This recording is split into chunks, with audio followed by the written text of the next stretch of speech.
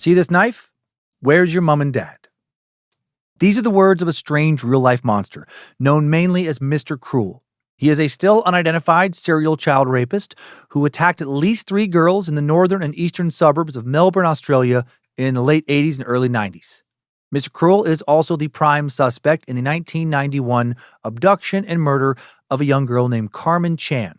The Sun, a Melbourne newspaper, was the first to use the Mr. Cruel moniker after police described the serial home invasion rapist as, quote, super cool and super cruel.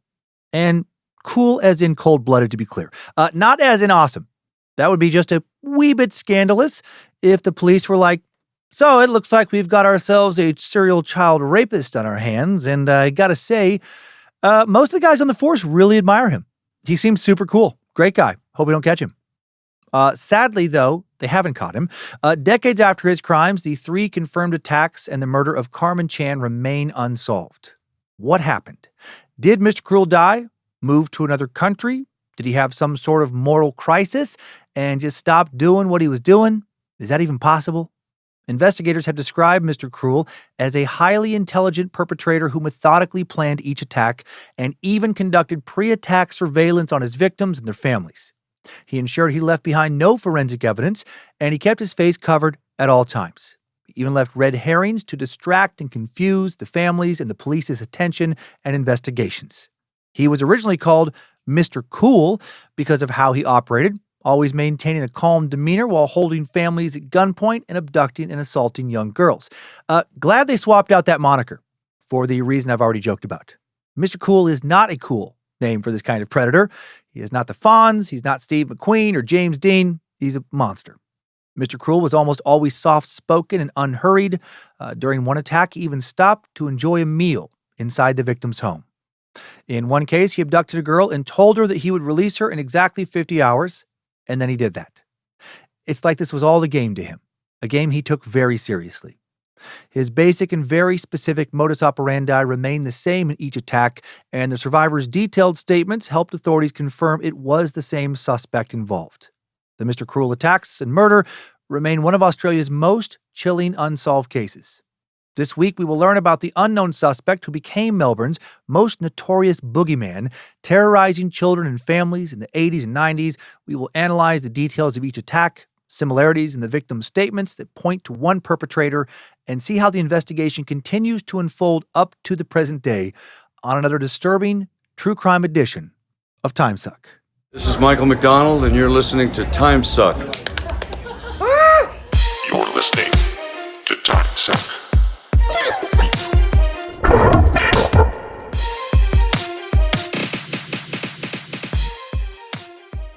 Well, happy Monday and welcome back to the Cult of the Curious. I'm Dan Cummins, a suck master, sugar junkie, possible colonial apologist, probable dinosaur bones lover, and you are listening to Timesuck.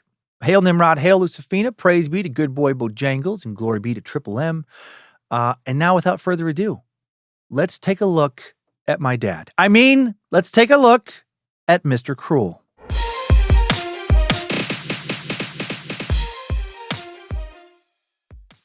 Before jumping into today's crimes and the timeline, let's first familiarize ourselves with the location. Melbourne is the largest city in the state of Victoria and the second largest city in all of Australia behind Sydney. As of 2024, Melbourne's population was 5.35 million people, almost a full 20% of the population of Australia overall. The entire nation had 27.4 million people in 2024. The country's population today, incredibly, sits at just under 1 trillion people. Yeah, less than 30 million in 2024, 1 trillion now. Fucking crazy explosive growth, and good for them. Extremely impressive. What? Oh, I'm sorry? You don't believe me? Oh, okay. So what? You think I'm lying? Look it up, asshole! Actually, don't look it up. I lied. I did lie. Okay? I fibbed. Hey, sometimes people fib, and that's okay. It's still around 27.4 million, I'm guessing. Sydney, by the way, is not much bigger than Melbourne, with 5.56 million in 2024. Crazy that those two metro areas alone account for almost exactly 40% of the country's population. Various Aboriginal peoples have lived in the Melbourne area for over 40,000 years. European colonists founded the city itself in 1835 with the arrival of some free settlers from Van Diemen's Land, aka Tasmania. It was incorporated as a crown settlement in 1837, named after then Prime Minister of the United Kingdom, William Lamb, 2nd Viscount, Melbourne. It was declared a proper city by Queen Victoria in 1847, and it became the capital of the newly separated colony of Victoria in 1851. And funny to me that the Queen had to essentially give Melbourne permission to be a city. Hey, are we a city? I don't know. What does the Queen say? Your Majesty, are we a city? Yes, you can be a city now, my child. I'll allow it. You have my permission. Hooray! Mommy says we can be a city now. Oh, I hope we get an indoor mall with a food court. After getting the Queen's royal blessing, the city of Melbourne really began to grow. During the 1850s Victorian gold rush, Melbourne entered a lengthy boom period that by the late 1880s had transformed it into Australia's and one of the world's largest and wealthiest metropolises.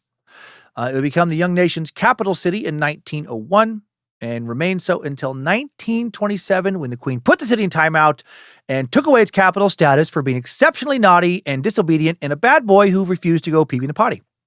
Actually, the capital status was moved to Canberra due to city officials in both Melbourne and Sydney essentially throwing continual temper tantrums over which city was the most prominent Australian city and should get to house the capital. Finally, people were like, that's it, enough. Now neither one of you fucking brats get to be the capital. Canberra is the capital now. Oh, come on, but no one gives two shits about Canberra. Exactly! Despite losing its capital status, Melbourne continued to grow. Following World War II, the city experienced its second major boom, fueled by a whole bunch of post-war immigration, primarily from Southern Europe and the Mediterranean. The massive influx of immigrants, instead of taking away jobs from locals, as the propaganda narrative around immigration often goes, they helped create a ton of jobs. So many jobs that Melbourne came to be considered Australia's industrial heartland by the time of this episode's crimes. This influx also led to Melbourne becoming one of the most diverse cities in the world. It currently has the 7th largest foreign-born population of any major city on Earth at 40.1%. Good on you, Melbourne. I've literally heard nothing but good things about Melbourne. There's a comedy festival there I always wanted to go to. I'm going to get there one day to the city, and I've watched so many videos, and it just looks incredible. And just talking to people who've been there, they always have good things to say. Beginning in the 1960s, a rapid rise in motor vehicle ownership and a big governmental infrastructure investment in freeway and highway developments greatly accelerated the outward suburban sprawl that began in the late 1940s. And all of today's crimes took place in the suburbs of Melbourne, many years later between 1987 and 1991. So what was life like there leading up to these attacks? Was it safe? Compared to many places in the world, yes. Australia overall has generally had pretty low crime rates. But it was not as safe in and around Melbourne as it had been before. In the 1980s, Melbourne and Australia overall experienced a significant rise in crime. Crime rates had actually been rising for quite some time. The total crime rate more than tripled between 1945 and 1985, mostly driven by rapid increases in property crime following 1975. Was this crime tied to immigration? Actually, again, contrary to the popular narrative, no. A lot of evidence and data suggests that Australia's post-World War II crime rate increases were generally not directly caused by immigration, while popular media and political narratives in the 1950s did link immigration to crime over and over and over again. Proper investigations such as the Dovey reports, documents regarding community policing and crime data analysis, community policing, and crime data analysis in Australia, presented to the national government in both 1952 and then again in 1955, found that immigrants were in fact far less likely to commit crimes per capita than members of the Australian-born population. In fact, the general Australian crime rate was at least 50% higher than the immigrant crime rate, and offenses among Southern Europeans were less than a quarter of the rate for Australian-born residents. Still, overall, the decade from 1975 to 1985 did see sustained increases in robbery, serious assault, and rape, while homicide rates remained as high as they had been already in the previous decade plus. The homicide rate in Australia overall had fallen from 1930 to 1950, then remained at that fairly low level until the late 1960s, then increased substantially to plateau at around 1.9 per 100,000 members of the population in the 1970s, 1.9 per 100,000 members of the population per year, and then stayed at that rate until the late 1980s. The highest rate reached in the post-war period was 2.4 per 100,000 per year in 1988, the year after Mr. Cruel's first attack. To be fair, though, the suburbs where Mr. Cruel did his hunting, those areas were supposed to be a lot safer than downtown Melbourne. Melbourne had become what many people in the media had began to call a, quote, donut city in the 1980s. A mass migration to the suburbs had begun following World War II, and by the 1960s, the center of the city was becoming more and more vacant, both industry and residential-wise. And as more and more jobs left the downtown area, as more and more buildings emptied out, as more previously working-class neighborhoods became low-income and unemployed neighborhoods, crime rates rose accordingly. And Melbourne city center was seen as being a hollow no-man's land, like the empty center of a donut, while the suburbs that ringed that hollow donut hole were full of life and opportunity and less crime overall, particularly violent crime. But because there was now more wealth in the suburbs in the mid-1980s than there was downtown, property crimes specifically were rising in the suburbs, such as burglaries. By 1987, property crimes in overall Australia outnumbered violent crimes by a staggering 45-1. And residential burglary, specifically break-and-enter crimes overall, peaked in Melbourne during the mid to late 1980s when Mr. Cruel was active. Escalating burglary rates between 1977 and 1983 directly led to the 1983 launch of Neighbourhood Watch Victoria. Despite this effort and prevention, though, by 1987, roughly 4.4% of Australian households, about 1 in 23, were victims of burglaries annually. And while I don't have Melbourne's suburb-specific data, and I'm not sure that even that data exists in the way that I would want it, numerous sources claim that the suburbs of Melbourne had a much higher rate of burglary than this national rate. So somewhere around or above 5%, I'm guessing. 1 in 20 or more than that. And that is staggering. That's 1 in 20 homes getting burglarized per year.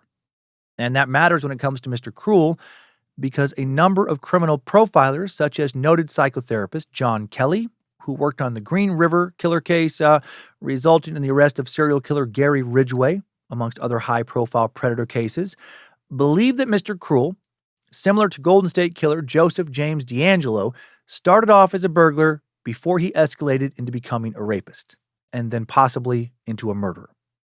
Okay, so I think for our purposes here today, that is enough local context. Now for the tale of the very odd and disturbing crimes of Mr. Cruel, followed by major developments in the investigation and the known suspects. One very, very strong suspect in today's Timesuck timeline. Strap on those boots, soldier. We're marching down a Timesuck timeline.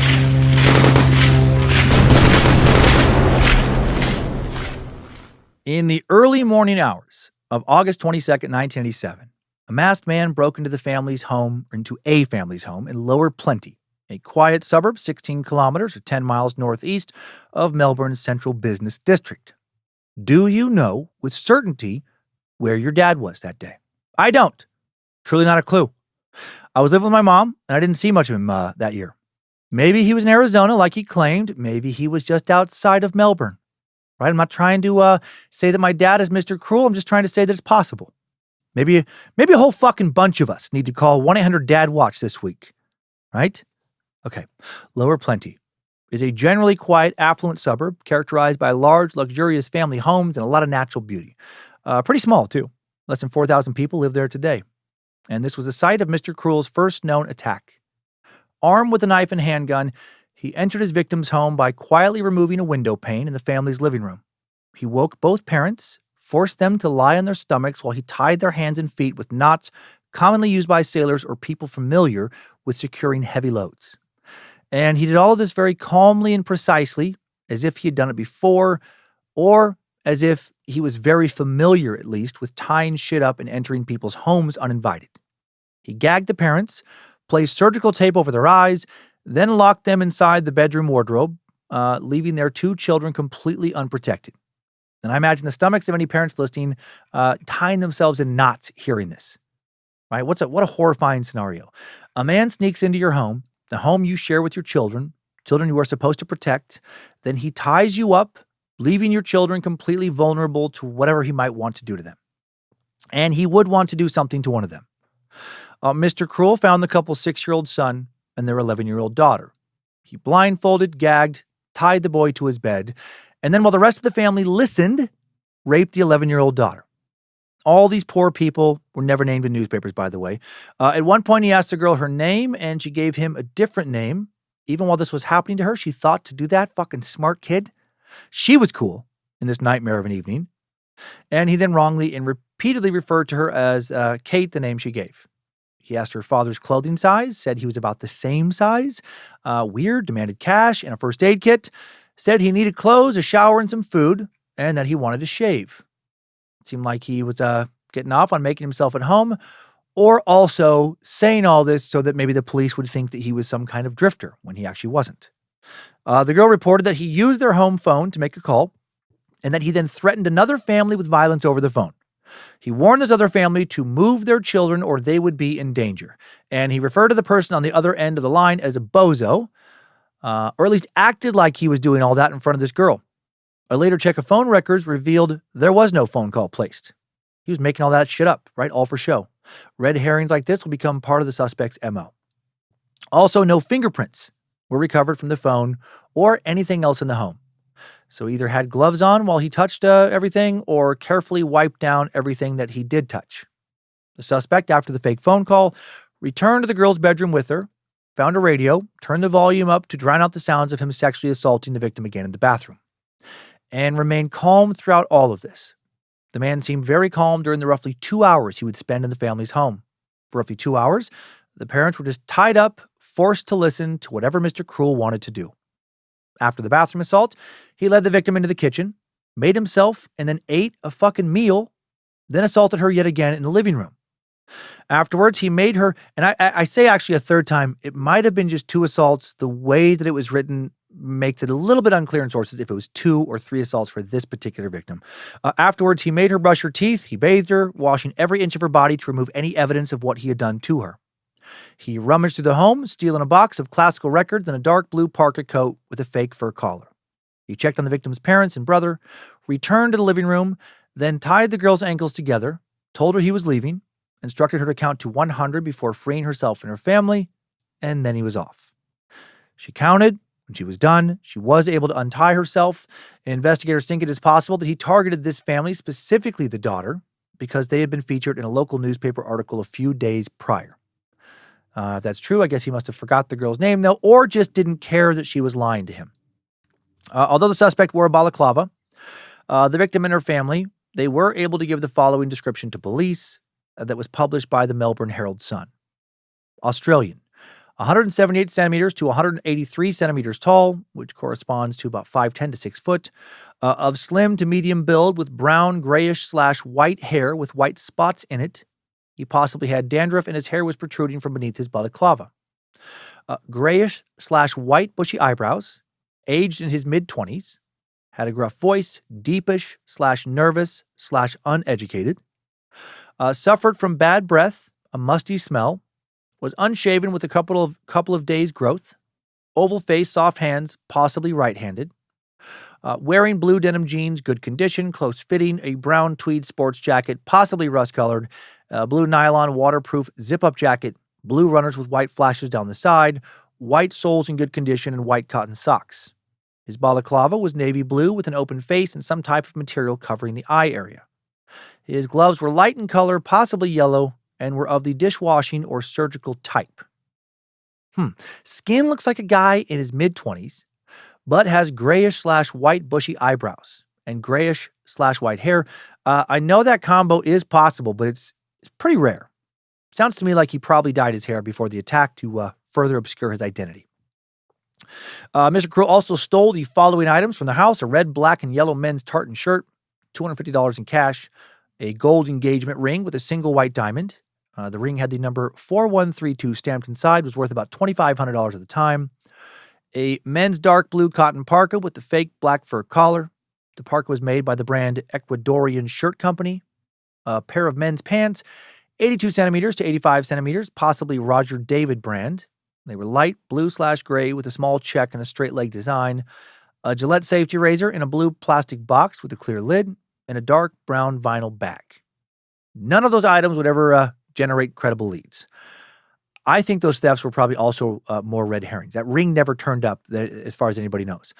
Did he just take all that stuff just to throw it away, just to send investigators towards, trying to track down where it all went, knowing it was going to lead them nowhere? Probably. And the suspect, like I mentioned earlier, initially called Mr. Cool because of the way he operated. According to The Age, a newspaper based in Melbourne, quote, in 1987, a mix-up linking two separate attacks on women led to a rapist being dubbed with the now infamous identity of Mr. Cruel. Although unintended, the mistake that turned cool into cruel is ironic when considering the increasing level of brutality that has transformed Mr. Cruel into possibly Melbourne's most feared criminal. So some other suspect was Mr. Cool. Can we all agree that no sexual predator should ever have the nickname of Mr. Cool? I know I've already talked about it, but Jesus Christ. Just like no sexual predator should ever be called Smooth Criminal or Don Juan or Mr. Lova Lova, Mr. Bombastic, Mr. Romantic. A few more details now on how this Mr. Cruel name came to be. In November of 1987, 3 months after the attack I just shared details of, a 48-year-old former nun was raped in her apartment in Moonee Ponds, an inner-city suburb of Melbourne. The suspect in that crime was thought to have been responsible for at least 3 rapes. Police Assistant Commissioner Vaughn Werner was asked by reporters to describe the rapist, and he said, super cruel. The following day, a headline read, Police Hunt for Mr. Cruel. Later, a task force was established to investigate a large number of attacks on women and young girls in Melbourne's eastern suburbs, and the police determined that the Moonee Ponds rapist was not the man sought for some of the other attacks. When speaking about the attack on the 11-year-old girl from Lower Plenty, now police described the rapist as a cool and calculating character, also said that he was a cruel person. A journalist ended up referring to him by their other rapist's nickname of Mr. Cruel, and then it stuck, especially once he'd committed his second crime. The next confirmed Mr. Cruel attack occurred over a year after the first. This time, the victim was abducted from her home. On December 27th, 1988, Mr. Cruel broke into a family's home in Ringwood, another suburb of Melbourne. Do you know where your dad was on December 27th, 1988? I don't know where mine was. I didn't spend the Christmas holiday with him that year. He called me sometime around Christmas, maybe from Arizona, maybe from Australia. Ringwood, 25 kilometers or 16 miles east of Melbourne's central business district. Ringwood, a much more populated suburb than Lower Plenty, with over 19,000 people now. Not as affluent, but tilts towards upper middle class. A lot of families, a lot of parks, generally pretty safe. John Wills, his wife Julie, and their 4 daughters were away from home from 6 to 10 p.m. that night. Once they returned, they fed the kids, put them to bed around 10:45 p.m. The 4 girls all shared the same bedroom, a room with 2 bunk beds. John and Julie went to bed around 1 a.m., but then John couldn't sleep, so he got up and started doing a puzzle. He finished it at 4:50 a.m., must have been quite the captivating puzzle, and then he went to bed. And Mr. Cruel entered the home 30 minutes later, which makes me wonder if he was watching John work on that puzzle for a while, waiting for him to fall asleep before entering the home. Unfortunately, either John or Julie had left a key in the lock on one of the outside doors, and that's how he was able to quietly enter their place. Once again, when he entered the home, Mr. Cruel was wearing a balaclava, armed with a handgun. He burst open the door of John and Julie's room, turned the light on. Julie started to scream, and then Mr. Cruel held his gun to John's head, told her to stop, then asked John, "You're not going to be a hero, are you?" John indicated that no, he would not be a hero. John and Julie were then forced to lie face down in their bed, where they were bound with some copper wire. After Mr. Cruel had tied them both up, he took $35 from John's wallet, demanded to know where Julie's purse was and where the home phone was. He then cut the phone cord so they couldn't call for help. Mr. Cruel next went into the girls' bedroom where 10-year-old Sharon Wills was sleeping with her sisters, 5-year-old Annette and 8-year-old twins Robin and Linda. He walked up to Sharon, who was on a top bunk, said her name. Investigators think the man knew her name because 6 months earlier, the family had been featured in the newspaper after their home had caught fire. Extra creepy, he may have been planning this for 6 months.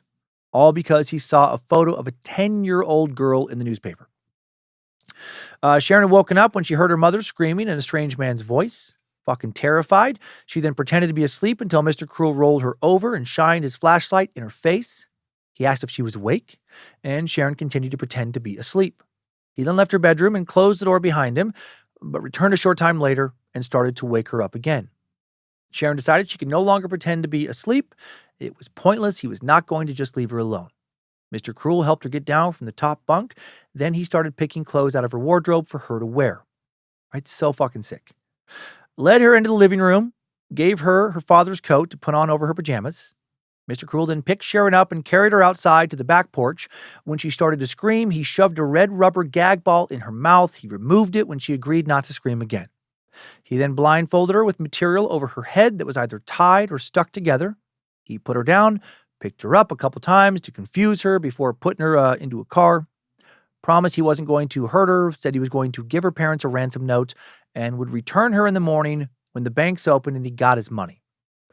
Meanwhile, back in the house, John and Julie Wills had managed to free themselves after about 50 minutes.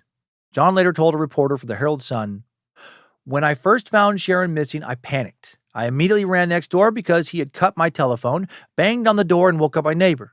I asked him to ring the police, and then I started running around the block looking for her." God, that poor bastard. After driving for a short time, Mr. Cruel stopped the car, asked Sharon if she could see. She admitted that she could, so he used some tape to stick the blindfold to her head and put a blanket over her. They then drove further, and he eventually came to a stop in a driveway where he carried Sharon into a house and placed her on a bed. He then replaced her blindfold with iPads secured to her head with tape. She could hear a radio in the bedroom and heard a bath being run. Sharon was carried into the bathroom and told to both bathe and clean her teeth. She was then carried back to the bedroom, where she heard the 7 a.m. news on the radio station KIIS 101.1 FM, also heard 2 planes fly over the house. After sexually assaulting Sharon, this sick motherfucker then gave her a Vegemite sandwich he'd made for her and a glass of milk. Then told her he was going out, leashed her to the bed with some type of harness around her neck. During her time alone, Sharon was able to lift the blindfold slightly and see some of the room. She also saw a wooden tripod set up for filming at the end of the bed where he had, she assumed, recorded her attack. She was forced to bathe. When the man returned, he then took her to another room, assaulted her again, then made her bathe the third time. Now he carried her back to the bedroom, reattached the leash to her neck. Sharon was left there for some time, and he checked on her often and asked how she was doing, like he was some fucking nice guy or something. On some occasions, he would carry her to the bathroom so she could use the toilet. On other occasions, he would give her more food and drink. Sharon recalled that he was occasionally gruff, but mostly soft-spoken. He then told her that she needed to take a shower, made her wash her hair and body very thoroughly. He helped scrub her himself.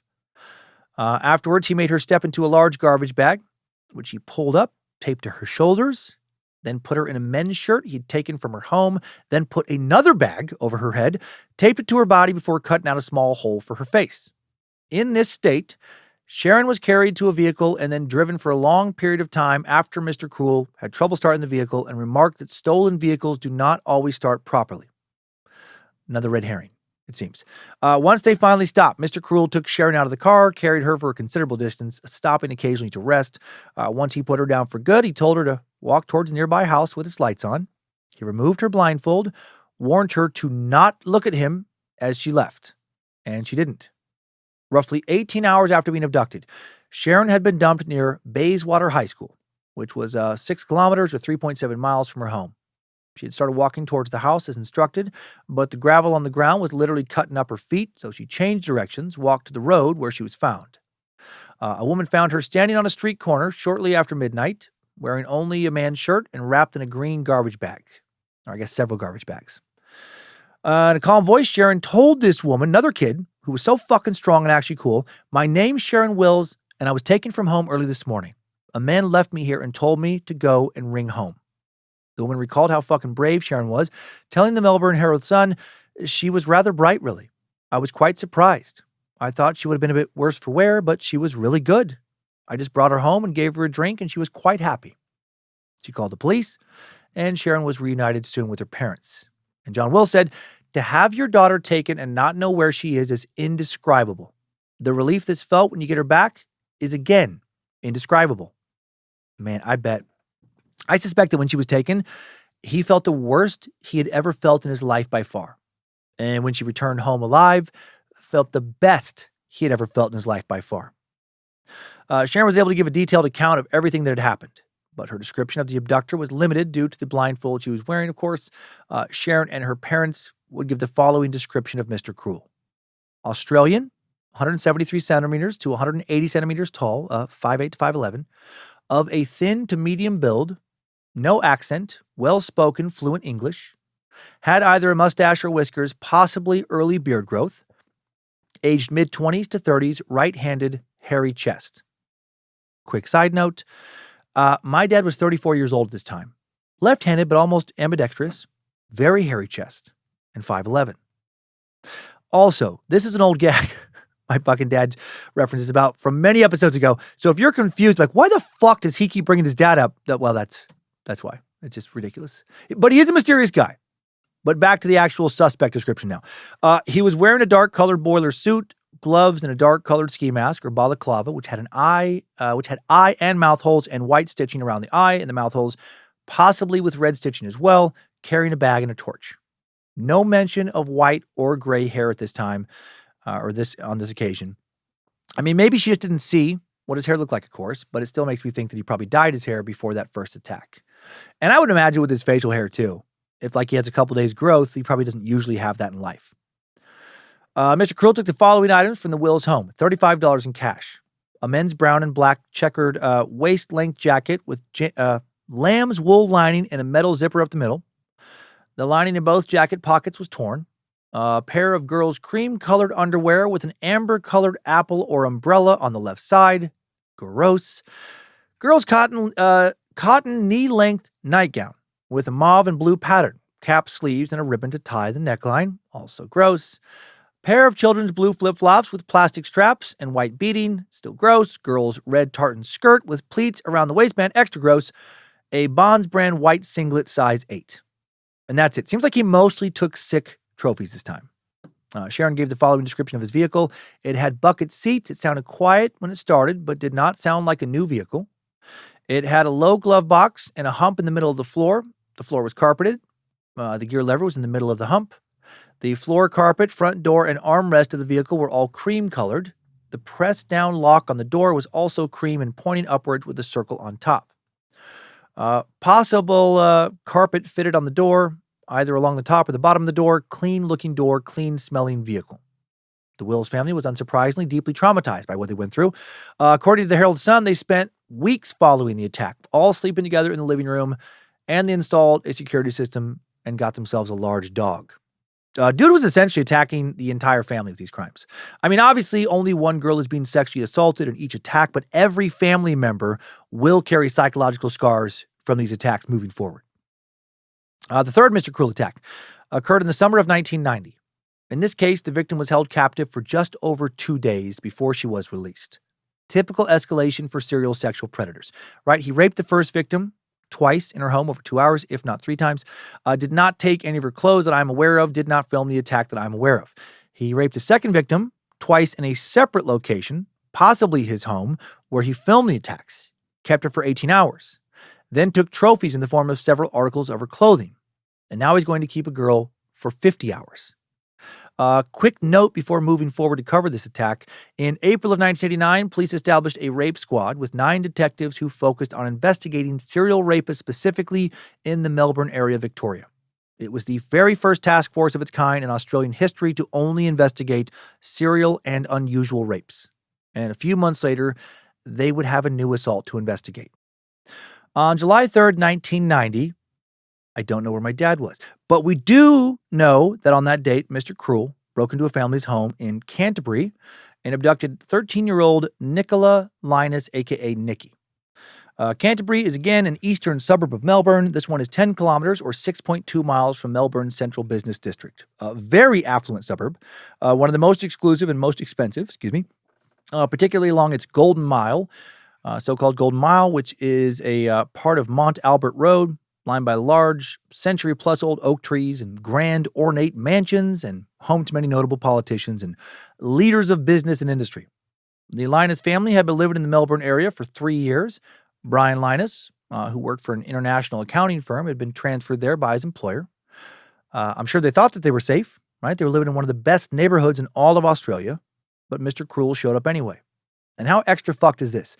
Nikki was abducted on the very last night the family had planned to spend in that home. They had planned to move into a rented apartment in the city on July 4th and just stay there for a little bit longer until they flew home to London on August 4th. They were almost out of the country when he got them. Brian and Rosemary Linus were attending farewell parties with work and social groups on the night of the attack. They left home at 7:50 p.m., leaving Nikki and her 15-year-old sister Fiona at home. The girls ordered a pizza that was delivered at 10:05 p.m. They normally slept in separate rooms, but on this night, Nikki dragged her mattress into Fiona's room. Fiona went to sleep at 10:45 p.m., Nikki just a few minutes after that at roughly 11 o'clock. And right after she fell asleep, Nikki was woken up at 11:20 p.m. by a man tapping her on the head with a knife. He was also armed with a handgun. Police discovered that he had forced his way inside to the parents' bedroom window. He made demands for cash, led the girls to their parents' room. He initially only said he was looking for money, but then when he looked through Mr. Linus's wallet, he did not take anything, despite there being roughly $4,000 worth of traveler's checks in it. The girls were then forced to lie on their parents' bed on their stomachs. Fiona was tied with some galvanized wire identical to clothesline wire. Nikki was taken to the kitchen. The man went through her mom's purse, cut the phone cord, took the keys to the family's rental car. He then led Nikki to her bedroom, took several clothing items of hers before telling her to get dressed. After that, he led her back to her parents' room, asked the girls some questions about their dad's employment. The man told Fiona he was going to kidnap Nikki, that he wanted a $25,000 ransom. He said he was going to call her father in the morning about the ransom, but then he will never make contact with the family.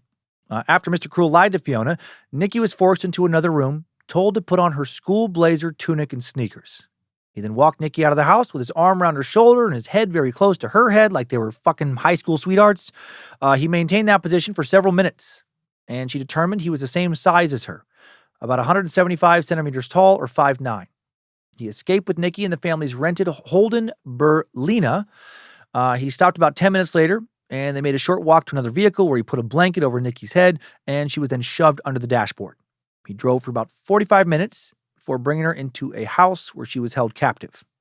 During her ordeal, Nikki was warned, quote, "If you try to see, it will be very dangerous for you. And keep your eyes shut if you want to stay alive." He also told her that he would be releasing her in approximately 50 hours. Nikki's sister Fiona recalled looking at the clock as the man took Nikki out of the room. It was 11:47 p.m. The girl's parents arrived home less than 15 minutes later. Fuck. They were shocked to find the front door open and their car missing. They were even more horrified when they found Fiona tied up and realized Nikki was missing. Meanwhile, Nikki was taken to 4 rooms in the mystery house that she had been driven to: a bedroom, a room he called the kitchen, a room with only a toilet, and a separate bathroom. A radio was playing in the bedroom. The tape over her eyes was replaced with surgical-type cotton eye pads, same exact MO he had used with 10-year-old Sharon Wills. Nikki was told to clean her teeth, take a bath. He straight up said that this was necessary because he did not want to leave any forensic evidence behind. After bathing, Nikki was taken to the bedroom, sexually assaulted, and then again, just like with Sharon, leashed to the bed with a harness around her neck. Mr. Cruel then fell asleep next to her after turning the radio off. She heard no noises that evening, but sometime early in the morning, she said she heard between 7 and 9 planes landing. The man woke up at 10 a.m., turned the radio back on, sexually assaulted her again at 11 a.m., then fell back asleep again. He took the harness off her between 12:30 and 2 p.m., carried her to the bathroom, assaulted her for a third time, also told her that he had once followed her home from school and had been harboring a schoolgirl fantasy ever since. He then took her to the kitchen, made her dress up in her schoolgirl uniform, assaulted her for a 4th time. Then gave Nikki a glass of water, returned her to the bedroom, released her to the bed, told her he was going to dress her in her tennis skirt the next day, and then he went to sleep. Nikki slept for a little while, woke early the next morning to the sound of more planes landing. She said the man had promised her, "You will get home. You will be home by late Thursday evening, early Friday morning." Again, roughly 50 hours following her abduction. While she was being held and continually assaulted, her father, Brian Linus, spoke at a press conference 36 hours after Nikki had been taken. He explained that his daughters had been left without babysitters at Fiona's request, that she would turn 16 in just 2 more days. He said he had agreed to leave them alone because he felt Australia was so much safer than England, saying, "One of the things we loved was that we felt the safety of the children in the street, on the trams, on the public transport was fantastic, and gave them a freedom which certainly at that age and as girls we would have never let them have in London." He pleaded for his daughter's safe return, offered to talk to the kidnappers to discuss the ransom demand. According to Nikki, the kidnapper was aware of her father's offer to pay the $25,000 ransom, but he didn't seem interested in collecting it. Once again, he woke up at 10 a.m. and turned the radio on. Made Nikki another bath around noon, took her to the kitchen, dressed her in a tennis skirt like he had said he would, sexually assaulted her for the 5th time. Also called her Missy as part of some sick fantasy. Nikki was then taken back to the bedroom about 2 p.m., released, and told that she would not be assaulted again. And she wouldn't be. Strange fucking predator.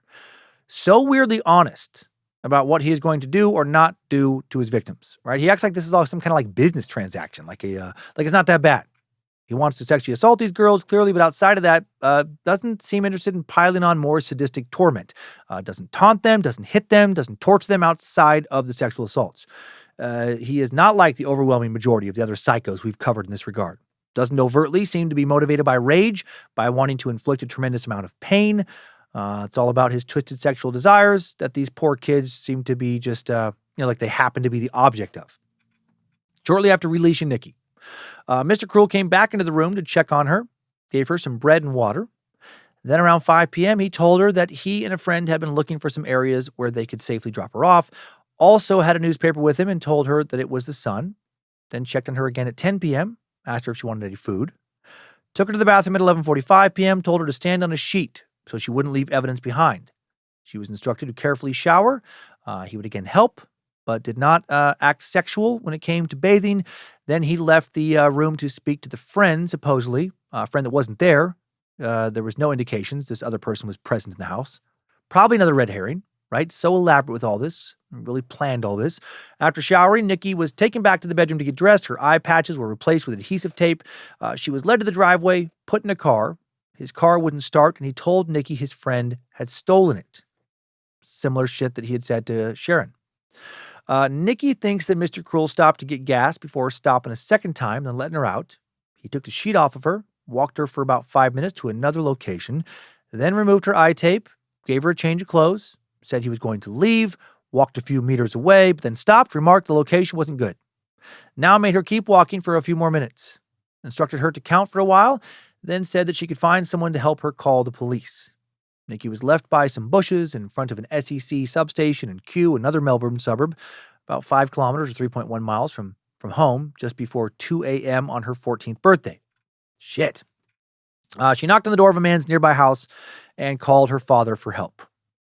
And she and the rest of the Linus family would leave Australia for good just 6 days later. It was only after Nikki was found that the police revealed the same suspect was responsible for both abductions and the additional 1987 rape. Nikki and her sister Fiona gave the following description of Mr. Cruel, according to the Herald Sun. They differed in relation to Mr. Cruel's height, with Fiona saying he was about 182 centimeters to 185 centimeters tall, like 5'11 to 6'1", whereas Nikki told police he was just under 170 centimeters tall, or around 5'6". Police believe Nikki's height estimate, probably more accurate. She clearly spent more time with Mr. Cruel. Also walked alongside him. Both girls said he was well built, with Nikki saying he had a slightly big stomach, like a beer belly. Both girls said he had a deep or gruff Australian voice. Fiona said that he used "yous" at the end of phrases, including telling she and Nikki to lay down in the bed, "yous. Get the cash, yous." Fiona and Nikki both told police they hadn't seen Mr. Cruel's face because he was wearing a balaclava. Both said that sometimes he was wearing a handgun tucked into either of his trousers or his belt on the left side. Other times, Fiona said he carried the gun in his right hand and a serrated carving knife in his left hand. Nikki also said that he had the gun in his right hand. Fiona described the gun as having a dull silver barrel with a brown wooden handle. Nikki described the gun as shiny and silver. Nikki said he did not smell of body odor, alcohol, or cigarettes, that his hands felt sort of hairy with rough skin and shortish fingernails, that his arms were quite solid and stocky with fine hair, that he had fine hair on his chest, no hair on his back, that he swore a lot, but only at the Linus house, in the car, and about his friend, and that he sounded not really educated. Fiona said based on his speech, actions, and build that she thought he was aged in his 30s. The following items were taken from the Linus home. Fiona's handmade pink and white striped sundress with a drop waist. Fiona's Presbyterian Ladies College summer uniform, size 12 to 14. Again, fucking gross. More trophies. A pair of blue tracksuit pants of the brand endorsed by PLC, which may have had Fiona Linus labeled inside or F Linus written on the inside label. 3 pairs of white Marks and Spencer labeled girls' underwear and 1 or 2 pairs of blue Dobson brand girls' underwear.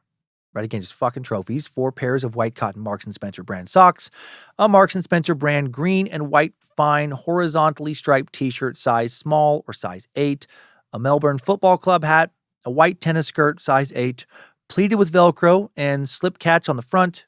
The skirt had very fine knife pleats with red and blue ribbon around the bottom.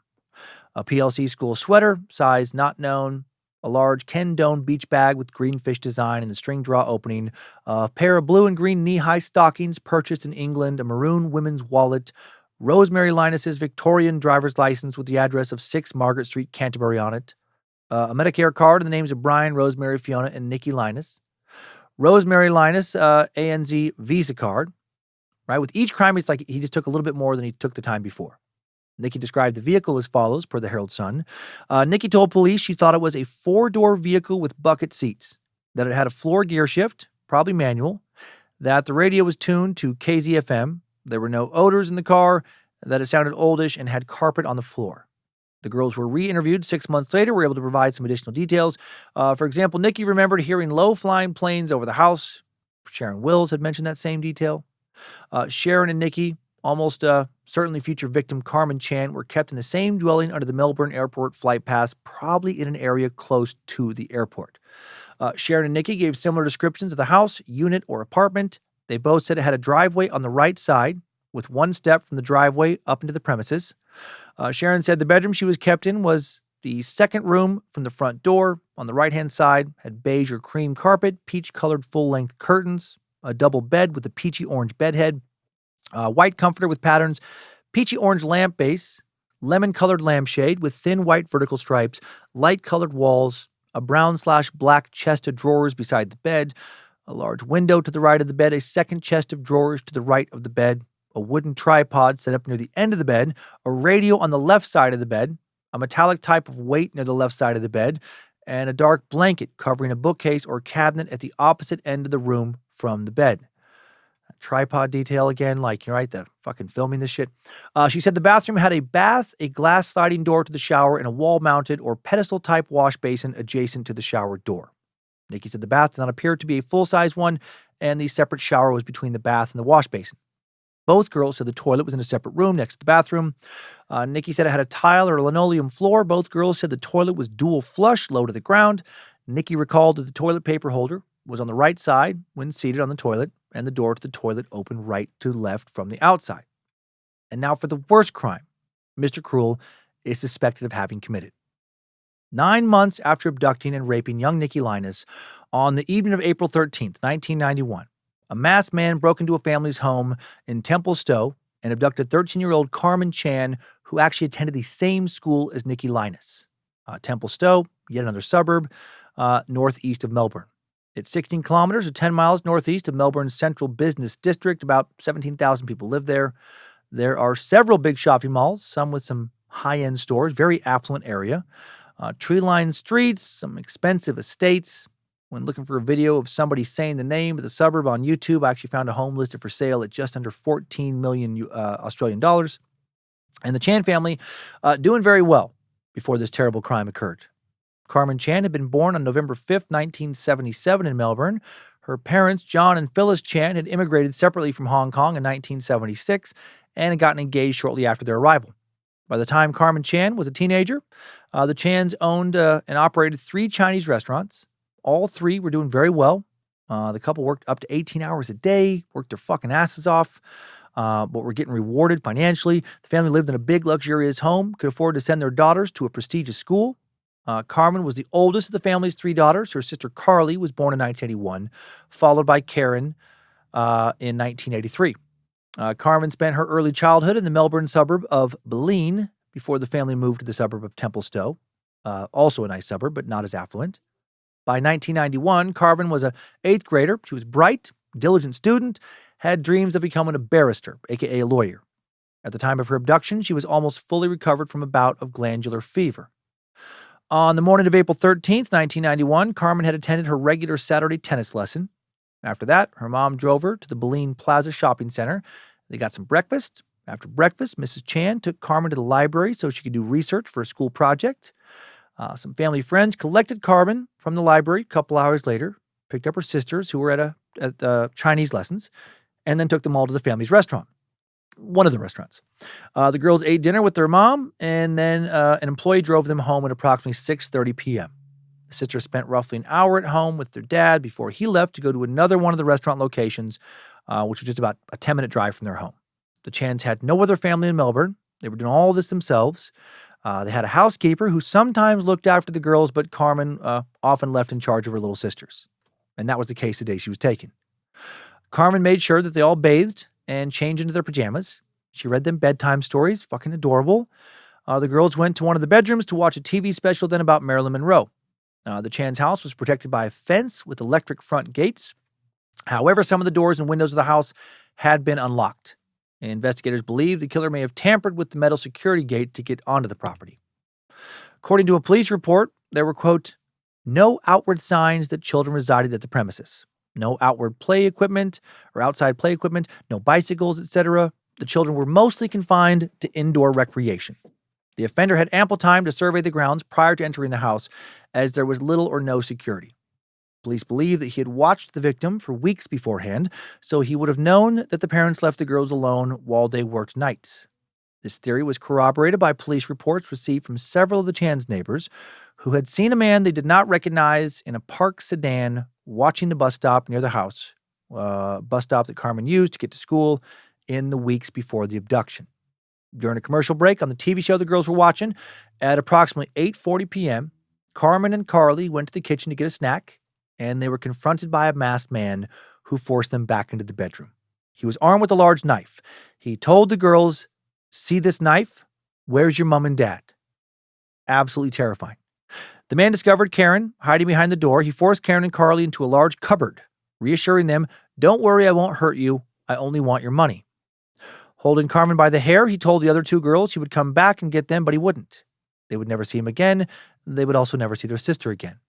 He dragged over and pushed up a mattress up against the cupboard to trap Karen and Carly inside. Then he fled with Carmen, who was barefoot and wearing a floral nightgown, at approximately 9:30 p.m. The younger girls were able to free themselves from their bindings and push their way out of the cupboard, make it to the phone, and call their dad by 9:45 p.m. Carly told her father, "Daddy come home, a man with a knife took Carmen." Holy fuck. Imagine getting that call to work. Everything that you were worried about before that moment no longer matters at all. Your one and only concern is now finding your daughter. Mr. Chan found Karen and Carly in the laundry room crying, shaking with fear. He ran through the house looking for Carmen, then called the police when he couldn't find her. Law enforcement arrived within minutes. Some police dogs followed Carmen's scent for 300 meters to Church Road, where it suddenly ended, leading investigators to believe she was put inside a vehicle there. Investigators also saw that the abductor had spray painted the Chan family's Camry with the words, "More and more to come. Payback, Asian drug dealer." More red herrings. Right? More shit to confuse law enforcement. Police looked into Mr. Chan to see if the abduction was drug or business related, but he had a, quote, squeaky clean background. Also, no ransom demand had been left at the household, and nothing was stolen. The Victoria Police initiated a manhunt with numerous officers assigned to Carmen's case full-time. 160 officers began immediately conducting house-to-house inquiries across eastern Melbourne suburbs in hopes of finding an eyewitness. Officers also searched nearby properties and locations of interest and questioned all known sex offenders within the states of both Victoria and New South Wales. To this day, the Victoria Police still officially classify Carmen as a victim of Mr. Cruel, but some investigators privately believe she was not abducted by the same masked man. For example, Detective Chris O'Connor told a journalist in 2013, "We just don't know if it was Mr. Cruel who murdered Carmen. We just can't be sure because there isn't enough evidence to make a value judgment about whether it was or wasn't him in the Carmen case." Back when this all happened, though, law enforcement strongly assumed this was the work of Mr. Cruel and that she would be returned alive. On April 15th, 1991, 2 days after the abduction, Detective Inspector David Sprague announced that the police were looking closely at similarities with the 2 previous child abductions in the Melbourne area. In those cases, both victims, as we know, were released. So again, they're hopeful for a similar outcome. Following day, on April 16th, Carmen's parents, John and Phyllis Chan, held a press conference where Phyllis begged Mr. Cruel to return her daughter. It's fucking brutal to listen to, but I'm going to play it. So easy to get so jaded, hearing a bunch of dates and names of people you've never met, to forget the real human cost of all this shit. You know, the true pain that you can fucking feel in Mrs. Chan's voice. Please bring my daughter Carmen back to home because all my family love her very much. Carmen, this is your favorite dress. You have to come home and wear it. Come back and dress it. Please, release my daughter. All my family love her. Don't spoil my family, please.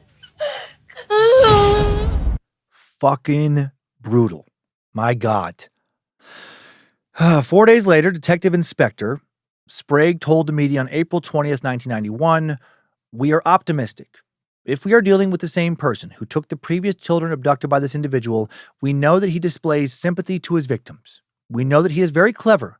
We think that he knows it is in everyone's best interest to release Carmen." Another 2 days later, on April 22nd, police announced a $100,000 reward for information leading to the arrest and conviction of the man who kidnapped Carmen. Identical rewards issued for information on the earlier kidnappings of Sharon Wills and Nikki Linus. Another 2 weeks later, May 6, 1991, the Victoria Police formed the Spectrum Task Force to investigate the abduction of Karmein Chan. This task force also looked into the crimes being investigated by Operation Challenge, which was tasked with identifying and apprehending Mr. Cruel. By the time of Carmen's abduction, police had begun scaling down that operation. The Spectrum Task Force would now search a full 30,000 homes. They would search 30,000 homes and interview some 27,000 suspects, as well as distribute a reward poster to all homes in Victoria. That's fucking wild. Man, good job. The task force also investigated earlier sexual crimes from 1985 to 1987 with somewhat similar MOs. For example, back in February of 1985, a 14-year-old girl had been abducted from her home in Hampton, another suburb of Melbourne. She had been tied, gagged, blindfolded before he had driven her to a vacant building site and then assaulted her. She was dumped at Moorabbin Bowl, a historic bowling center, on the Nepean Highway several hours later. The victim was told during that attack, "My freedom is more important than your life." Another unsolved attack in Hampton had an MO similar to Mr. Cruel, but the victim was a 14-year-old boy. He had been abducted from his home in July of 1985, held captive and assaulted in an unknown premises for just over 3 hours before he was released. Man, fucking scarier to me that multiple pieces of shit were doing this. Again, death to fucking pedophiles. Task Force also relied on a psychological profile from the FBI, which the Victoria Police requested after Carmen's abduction. It was delivered on April 24th. The following are some passages from that profile. The profilers believed the man may have worked for the education system because the attacks happened during school holidays. Also, if he had a partner, they would have known of his sexual dysfunction. Quote, "The offender's sexual arousal and gratification would be dependent upon the partner acting out a certain role, dressing in a specific manner such as a schoolgirl in a uniform. He will have his homemade pornography as well as his commercial pornography. He will have photographed and or videotaped his sexual assault victims. These items will have great personal significance to him. In view of the fact that these incidents all occurred during school holidays, we suggest there is a high degree of probability that the offender is involved with the school. He may be employed there or connected with the school in some other capacity. The offender has an intense interest in children, especially children in the age group he is assaulting. He will spend a great deal of time with these children in what appears to be selfless dedication to students. This apparent dedication may well have earned him recognition and awards. Teacher of the Year, Coach of the Year, Exceptional Volunteer, etc. He is a functional individual, one with steady employment, is generally regarded as a good neighbor, polite, quiet, somewhat introverted, but may be involved in certain community-minded projects." Damn, that is a scary profile, very specific profile. Some possible teacher of the year, somebody who appears to be super dedicated to helping the kids, could be the same motherfucker abducting and raping them, right? Just a true wolf in sheep's clothing. In June of 1991, Carmen's poor parents published an open letter to Mr. Cruel. In the Sunday Herald Sun, Phyllis Chan told the abductor he could write to a private postal address known only to the family, but he must decipher a code in the letter to figure out the postal address using information known only to Carmen and her mother. Police were not aware of this letter until it was published. Mrs. Chan explained that she hoped secret communication would put the abductor at ease, enough so that he would release Carmen. Man, smart lady, not a bad plan at all. But sadly, it will not work. Almost 1 year after she was abducted, on April 9th, 1992, Karmein Chan's remains were found in a section of wasteland at Edgar's Creek in the Melbourne suburb of Thomastown. A man walking his dog stumbled across a human skull buried in a landfill on a State Electricity Commission terminal station near the corner of High Street and Mahoney's Road. The skull was about 20 meters from the eastern side of the creek. Over the next 24 hours, police excavated for additional remains, but only found portions of the skull, jaw, and neck. Dental records were useless because Carmen was too young to have had any x-rays on her teeth. She was identified by DNA analysis. Her autopsy showed that she had died of 3 bullet wounds to the back of the head, just fucking straight up executed, and her body had been at the site for approximately 12 months. So, killed shortly after she was taken. The Melbourne newspaper, The Age, reported on April 12th of that year, but amid this tragic discovery, there is some hope. Carmen's abductor has always gone to extraordinary lengths to cover his tracks by removing all traces of forensic evidence. He has painstakingly removed all body tissue, hair, and semen after raping some of his victims to avoid detection through DNA testing. But the discovery of what is apparently Carmen's body is his first major slip-up, even if it is almost by default. It is unlikely the body would have been found had the abductor not chosen an isolated State Electricity Commission site in Thomastown for a grave that was recently disturbed by earthworks. After Carmen's body was found, police sources told The Age that the suspect was believed to be responsible for a number of sexual assaults in the Bayside area. The Age also reported, it is understood Mr. Cruel told some of his victims he was a victim of sexual assault himself as a child. Why would he tell them that? To try and excuse his behavior? So ridiculous when people do something terrible, then use having endured something similar themselves previously as an excuse for the terrible shit they do. Like, to me, that doesn't make you more sympathetic. It makes you fucking less sympathetic because you know how painful it is. So you should be less inclined to hurt someone else in the same way. Investigators believe that Carmen was killed because she had either seen the abductor's face or he feared she could identify him in some other way. Right? Basically, the extremely methodical abductor and rapist had probably fucked up, got worried that he was going to get caught and sent to prison, and escalated from rape to murder. Carmen's mother said that her daughter would have fought against her abductor and believes that Carmen probably ripped off her blindfold to confront the suspect. So where did the investigation for Mr. Cruel go now? A month after Karmein Chan's body was found in May of 1992, senior police sources told The Age that investigators discovered a child pornography industry operating in Melbourne, which encouraged pedophiles and other sex offenders to trade info on future victims. Those fucking pieces of shit. This led police to believe that more than one person could have been involved and that Carmen may have been the victim of a group involved in child porn. And if they could find the right photos or videos, they could perhaps catch that son of a bitch. Man, what a shit job that is for somebody. To have to, for work, to have to comb through child pornography evidence to document it. I can handle a lot of dark shit. I don't think I can emotionally handle that. I really don't. How fucked up to never be able to get those images back out of your head.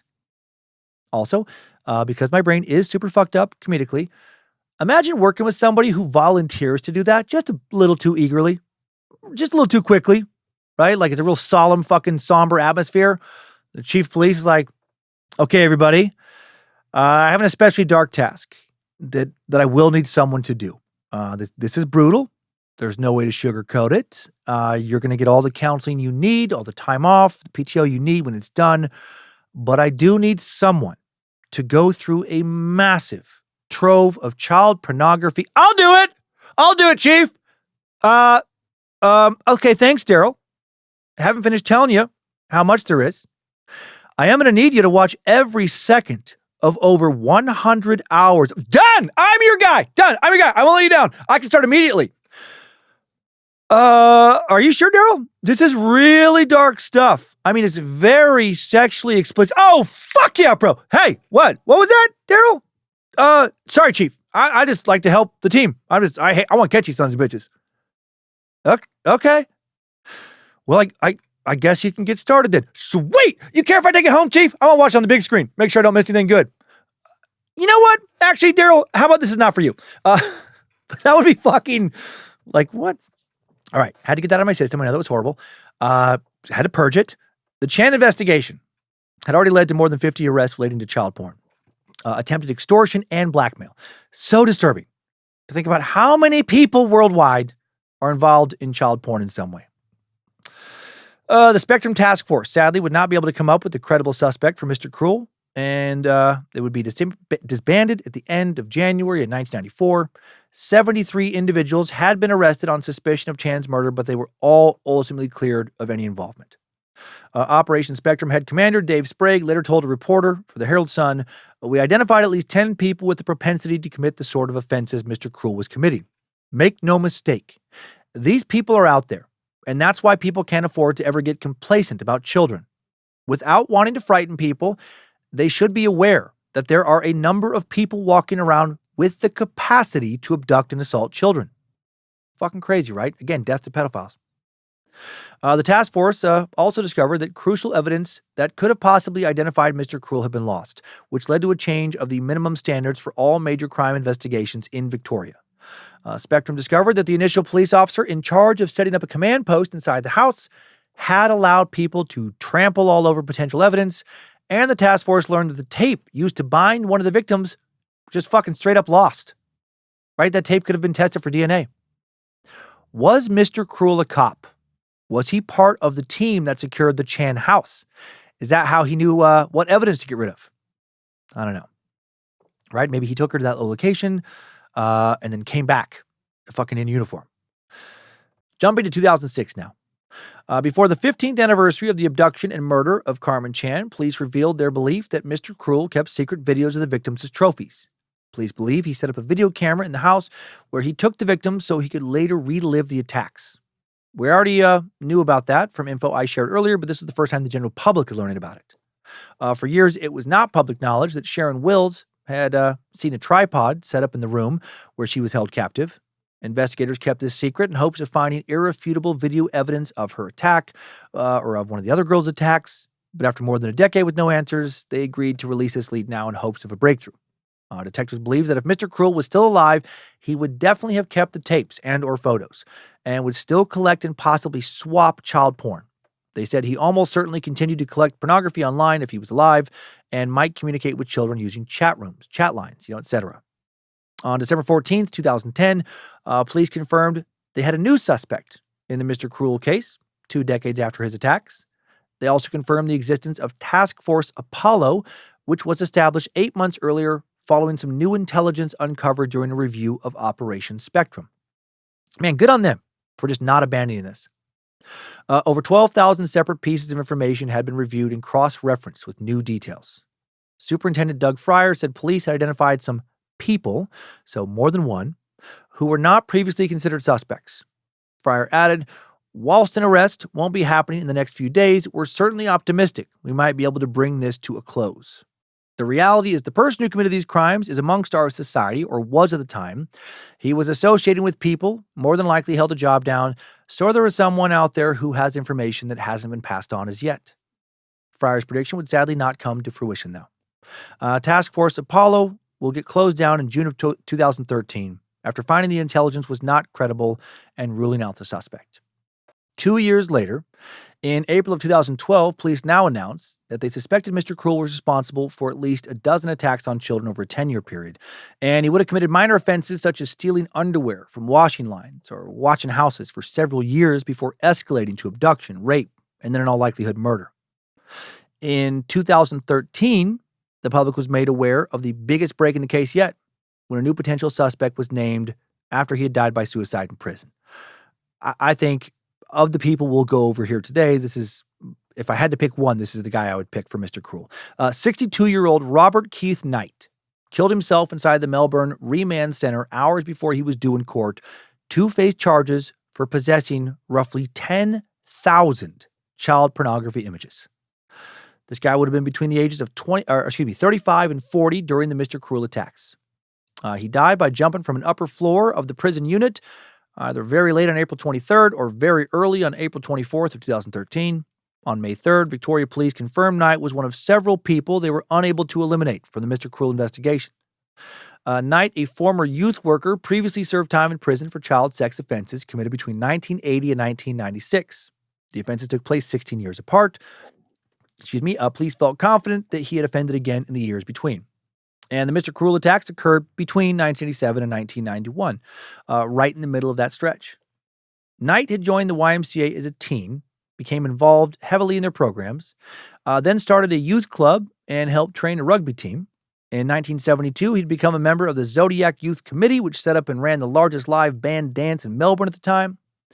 Knight decided to make a career out of youth work, and in 1977 enrolled at the Phillip Institute of Technology, now RMIT, in the Melbourne suburb of Coburg, which is a 20-minute to about 35-minute drive from all of the Mr. Cruel crime locations.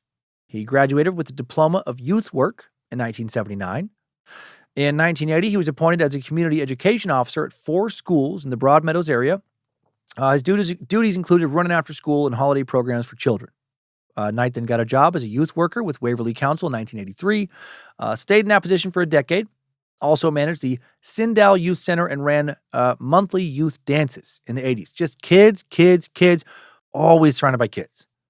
1993, became an instructor for the Red Cross, also involved in the Boy Scouts, and was a branch activity leader for the Scouts' first aid section from 1984 to 1996 when he was finally arrested.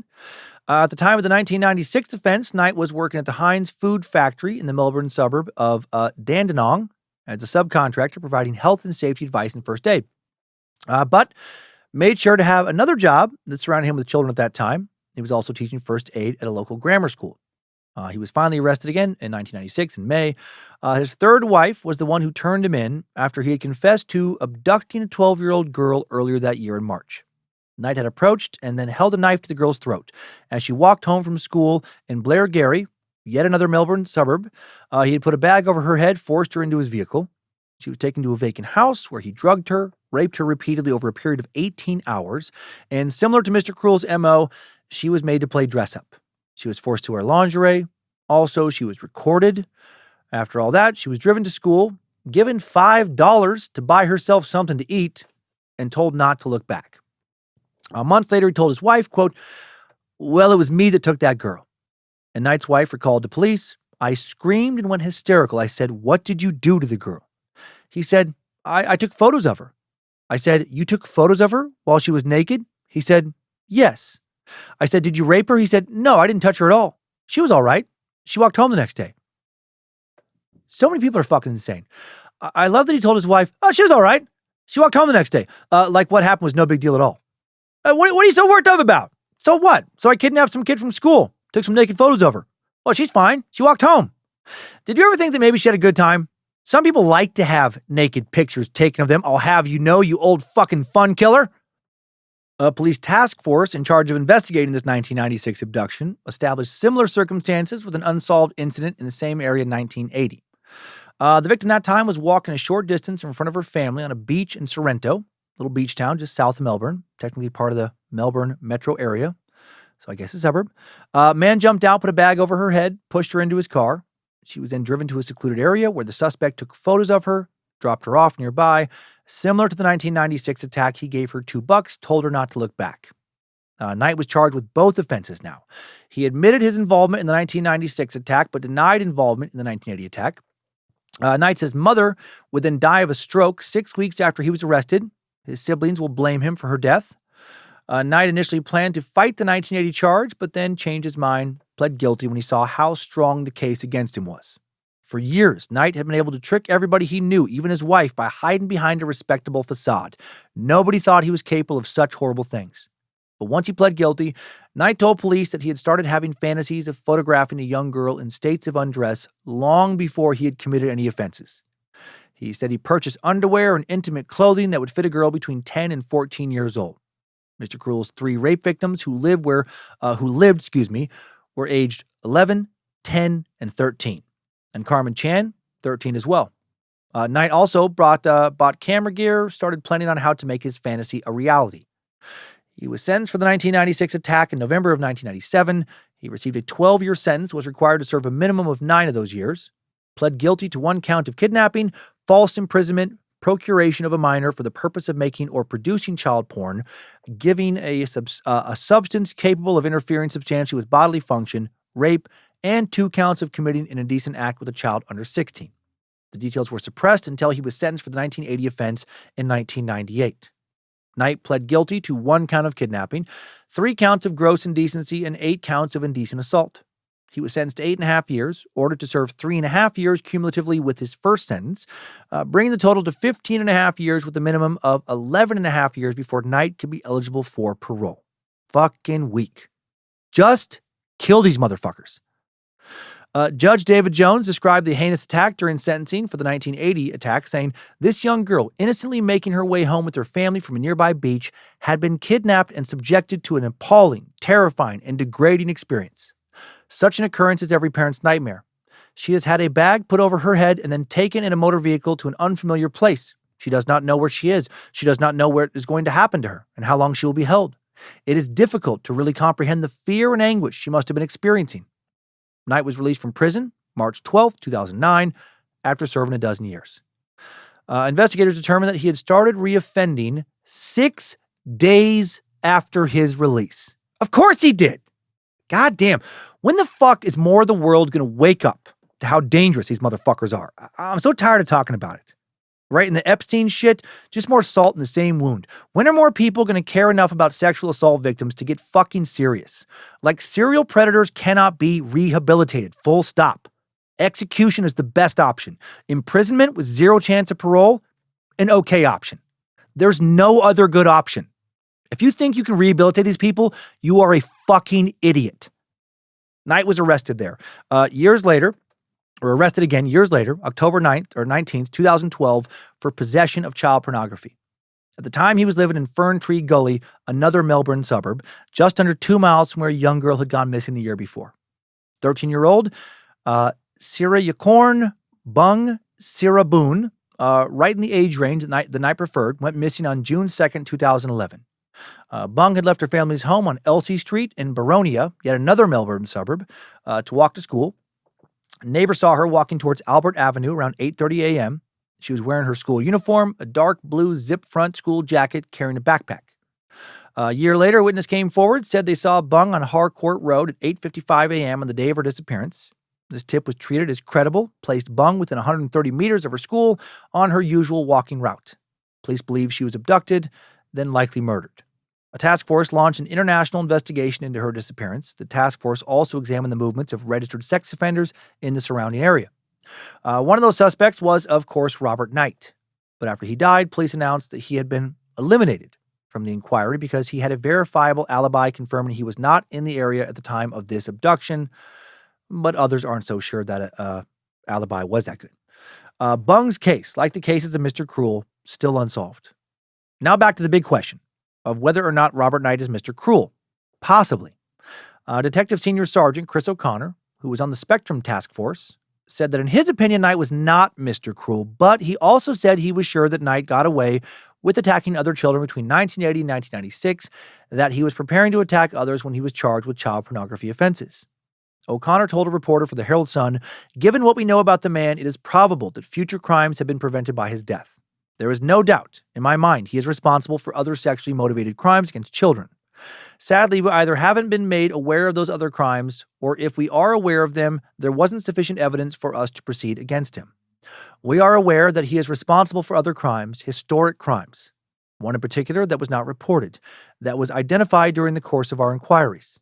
The evidence was conclusive that he did that crime, but he couldn't be charged with it for very legitimate reasons." So cryptic.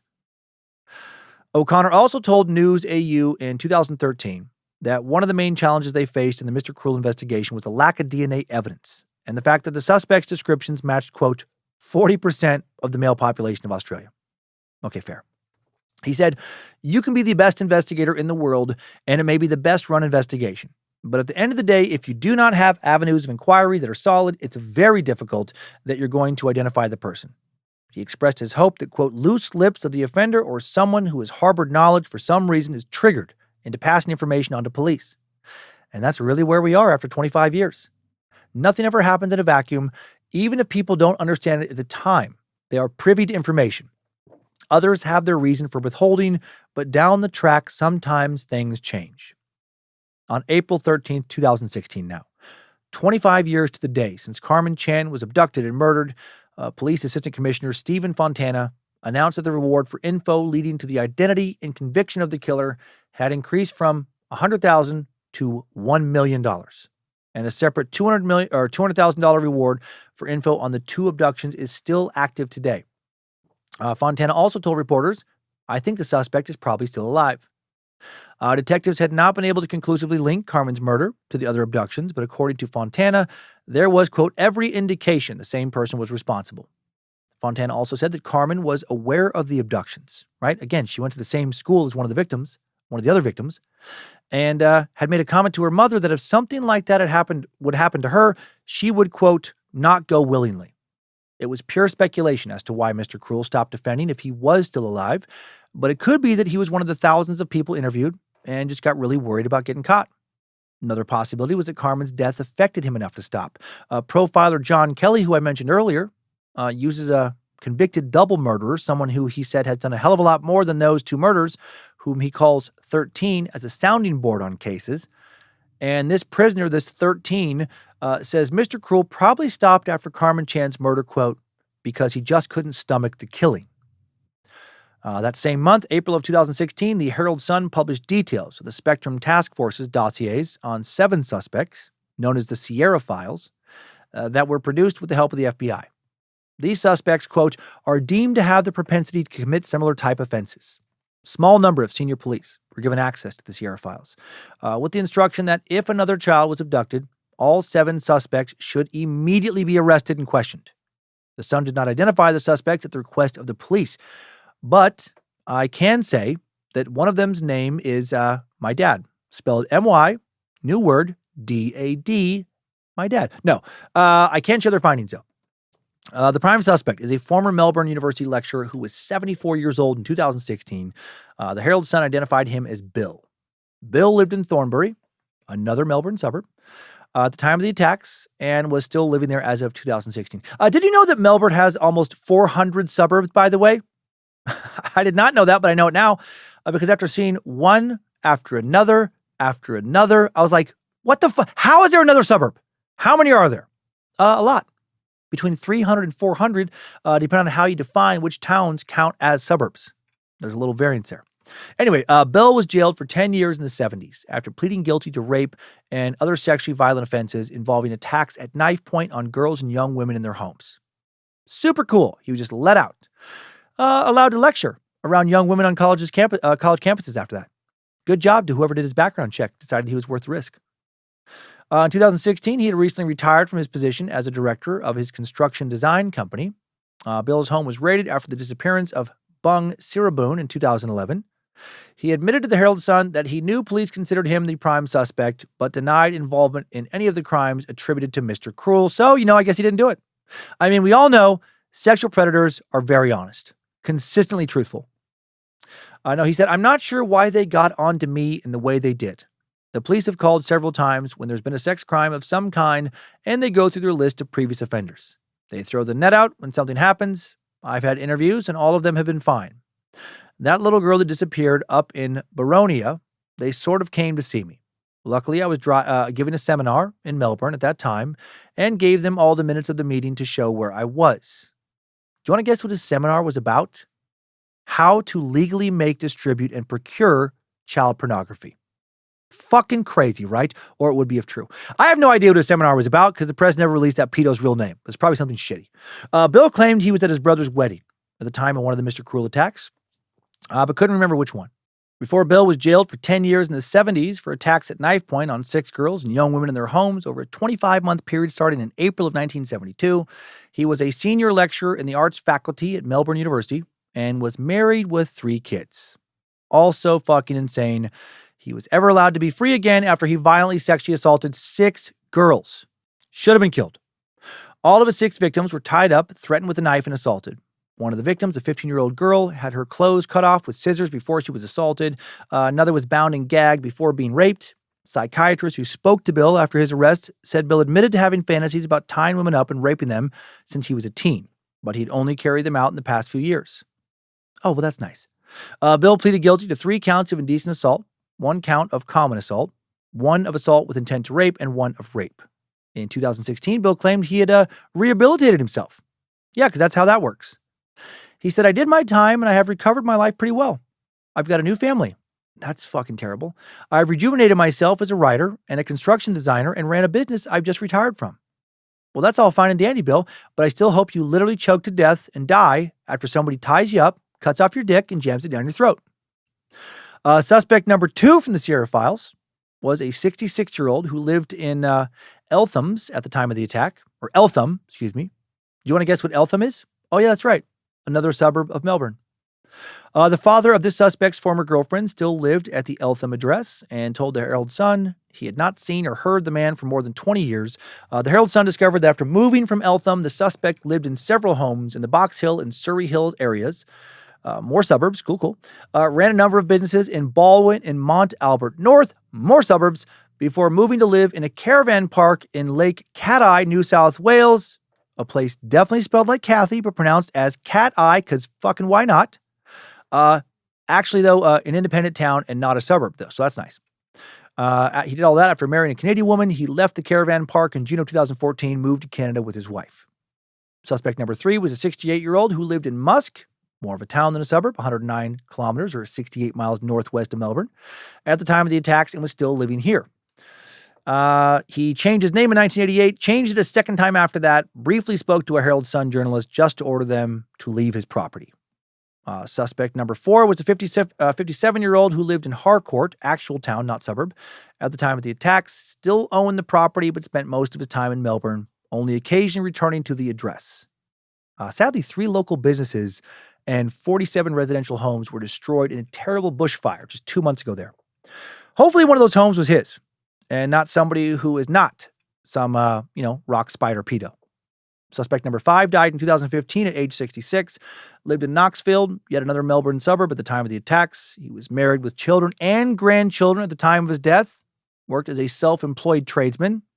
Rock spider with grandkids? Well, very glad he's dead. Safer for everybody. Suspect number 6 was a 61-year-old who lived at Baldwin at the time of the attacks. He moved from Baldwin to his mom's home in Mount Waverley after she died, and he was still living there in 2016. His home in Baldwin was demolished and replaced with a 2-story mansion after he sold it. He confirmed to the Herald Sun that he was a suspect but denied any involvement, saying, I've never had any charges laid against me. Well, yeah, you have. I've been interviewed, yes, along with 27,000 other people. I was interviewed, that was it. Well, no, that's not it, because you probably had a bunch of charges before all this. Suspect number 7 would have been 67 if he was alive, which was unverified. He lived in Glen Iris, another Melbourne suburb, at the time of the attacks, did not answer the door when the Herald Sun reporters went to his old address. Neighbors were not aware of him. He was not listed on the electoral roll, the phone book, had no social media, so maybe dead. Jumping ahead 6 more years now. March of 2022, authorities announced a breakthrough in the case. New details suggested the suspect may have been linked to the city's electrical industry. The 2 abduction victims, Mr. Cruel's second and third known victims, lived near substations just 20 minutes apart in the suburbs of East Camberwell and Ringwood. The first victim lived near a substation in the suburb of Lower Plenty. Karmein Chan found near the Thomastown terminal station. Carmen and another victim both attended the Presbyterian Ladies College, also close to a substation. Former investigator Mike King told Channel 9 that these connections suggested that Mr. Cruel might have worked or posed as a substation employee. He said, quote, the fact that it's all in about a 20-minute drive from each other, in that area the offender has to feel comfortable in order to function. From a geographic perspective, we just have to keep thinking, why is he comfortable in this area? Why is he selecting the victims where he is? And why is he disposing of them where he is? Jumping ahead another 2 years, in 2024, Trev Gross, a truck driver and internet sleuth based in Geelong, near Melbourne, but its own city, claimed he identified 2 potential suspects, 2 new ones. The 2 suspects provided support to the so-called Mr. Cruel never existed theory, which claims that the series of child abductions, rapes, and murders in Melbourne in the 80s and 90s were committed by multiple offenders, which is scarier. Gross urged police to investigate a link between two convicted pedophiles, both involved with the same former youth group. Gross provided a dossier to police naming Barry Francis Wilson as a person of interest. Watson lived in Park Orchards, yes, another suburb, within a short drive of all four crime scenes. Watson was a leader of the Church of England Boys Society group, affiliated with the Anglican Church. He was later convicted of abusing multiple children between the ages of 9 and 13 across a 20-year period starting in the 1970s. What? A church leader? Sexually abusing children? Oh my God. That has to be the first time I've ever heard of something like that. True story, not my bullshit. In volume 155, the September 2024 edition of the academic journal Child Abuse and Neglect, a study was conducted that was titled The Prevalence of Child Sexual Abuse Perpetrated by Leaders or Other Adults in Religious Organizations in Australia. The Australian Child Maltreatment Study surveyed 8,503 people aged 16 and over about their experiences of child maltreatment. 1 in 250 people reported child sexual abuse by a leader/adult in a religious organization in Australia.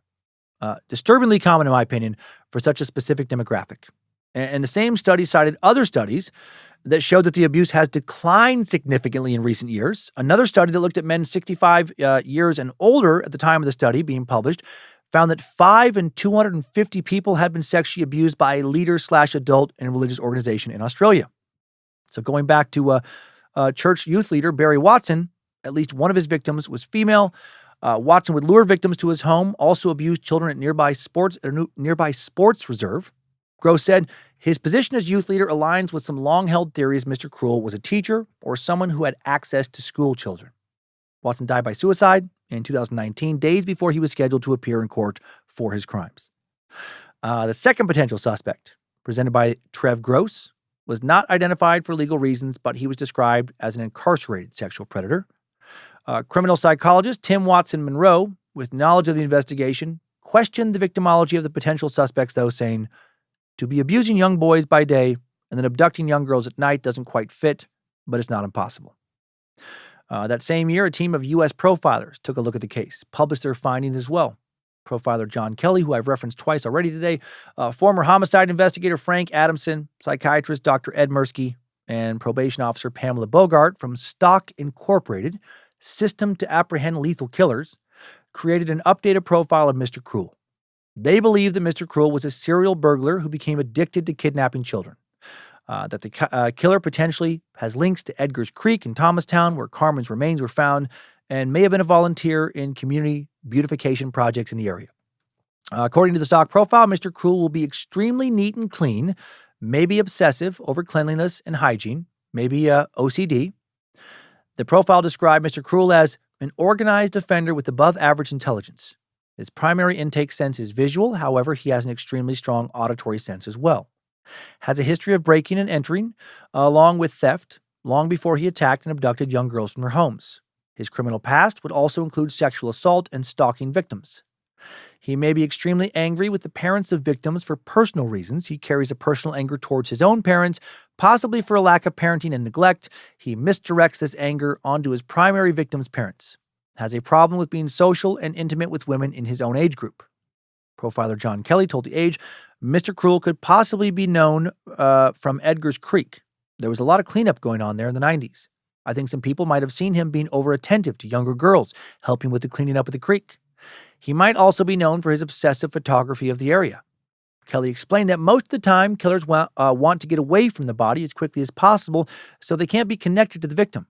The more miles they put between them and the victim means the more people they put between them and the victim, and the more people equals more possible suspects for police to sort through. So the question is, why did Mr. Cruel pick a burial site where he felt he could spend the time necessary to dig a grave and bury Carmen? It's a place he was very familiar with, and a place he believed he would have the safe, ample time to bury Carmen. How could Mr. Cruel be so familiar with the area, and what's the attraction for him there? And that update is the last public update out there about Mr. Cruel at the time of this recording, so that will take us out of this timeline. Good job, soldier. You made it back. Barely.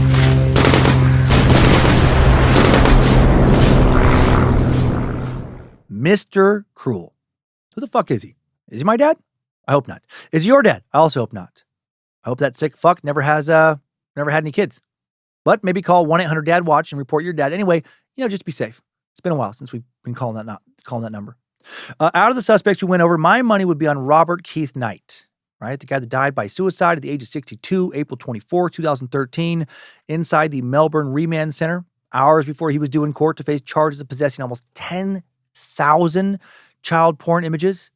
But who knows? Sadly, Mr. Cruel was but one of many rock spiders prowling around Australia in the late 80s, early 90s. Not the only guy masking up and abducting girls and sexually assaulting them. It's going to be so hard to ever apprehend him if he is still alive. It's been 35 years since his last suspected attack. He didn't leave behind any solid evidence. He kept his face covered at all times, even left red herrings to divert police attention. So calm and methodical, described as soft-spoken and unhurried. During one attack, even stopped to eat a meal inside a victim's home. Threatened to injure the victims or their family members with a knife or a handgun, but wasn't overtly violent outside of these sexual assaults. Only real hope in ever identifying him probably lies in the video he made during at least one attack. Videos, right? They're probably out there somewhere, but where? Out on the dark web, perhaps? I'm sure as hell not going to look for those videos. You better not either. The kind of person who would come across it, I doubt they're going to be calling the police. Hello, officer. I'd like to report a crime. I was watching some child porn yesterday, trying to relax and enjoy myself after work. When I thought, hey, I think I recognize that kid. By golly, that looks like Sharon Wills. That's the work of Mr. Cruel. So I put my pants back on, wiped the lotion off my hands so I could grab the phone, called you straight away like the good citizen I am. We must protect the children. No, I don't think that's happening. So I guess we just have to hope that some poor bastard who works in law enforcement who does have to watch that kind of shit comes across it and then somehow can trace that back to whoever made the video. Sadly, though, just being a realist, I don't think that will happen. And maybe that's why I want to believe that Mr. Cruel was Robert Knight. Because then I can believe that he was caught, if not for the Mr. Cruel crimes, at least for something, and that he is fucking dead, right? Some sense of justice. If by chance you do think you know who he is, that he's still out there, there is still a $200,000 reward for information on the abduction cases and a $1 million reward for info on the murder of Karmein Chan. Anyone with info is urged to contact Crime Stoppers at 1-800-333-000 or submit a confidential crime report at crimestoppers.com.au. Too many of these fuckers get away with this kind of shit, right? As the Epstein list painfully is reminding so many of us right now. Whole bunch of Mr. Cruels may have been on that island. So disturbing. I hope some politicians start getting way tougher on sex offenders, a part of their platform in a bunch of different countries. The world needs more justice. Time now for the takeaways. Timesuck Top 5 Takeaways. Number 1, Mr. Cruel is suspected by many of 3 attacks, including 2 abductions and the abduction and murder of 13-year-old Karmein Chan. And authorities who were part of the Operation Spectrum Task Force believe Mr. Cruel may be responsible for at least a dozen attacks. Number 2, 2 of the victims who were abducted, Sharon Wills and Nikki Linus, bravely removed or peeked through their blindfolds to get a look at their surroundings and were able to describe the house where they were held captive in detail. Both girls also recalled hearing airplanes flying overhead sounding like they were landing, leading authorities to believe that Mr. Cruel's hideout was somewhere in the area of the Melbourne airport. Number 3, Karmein Chan is the only known murder victim of Mr. Cruel. Authorities believe Mr. Cruel most likely broke from his MO of abducting and releasing victims because Carmen had seen his face, and he decided to kill her so she would not be able to identify him. Number 4, there are 7 strong suspects listed in a dossier known as the Sierra Files, which the Operation Spectrum Task Force distributed to select police forces so that if another child was abducted in a manner matching Mr. Cruel's MO, all 7 would be arrested and questioned. Their identities are not currently public knowledge. And number 5, new info, another Mr. Cruel update from 2025 I didn't already share. In August of last year, an inside police source revealed new details to the Crime Insiders podcast, an Australian true crime series. Associate Professor David Wells, who was a forensic physician with the Victoria Police at the time of the attacks, said he personally collected genetic evidence that could be the key to identifying Mr. Cruel. He shared a theory that the suspect may have been a police or forensics expert, saying, quote, he either held these children or washed them repeatedly so that any, for instance, trace DNA would be removed from their skin, and it got us thinking a little bit, Is it one of us?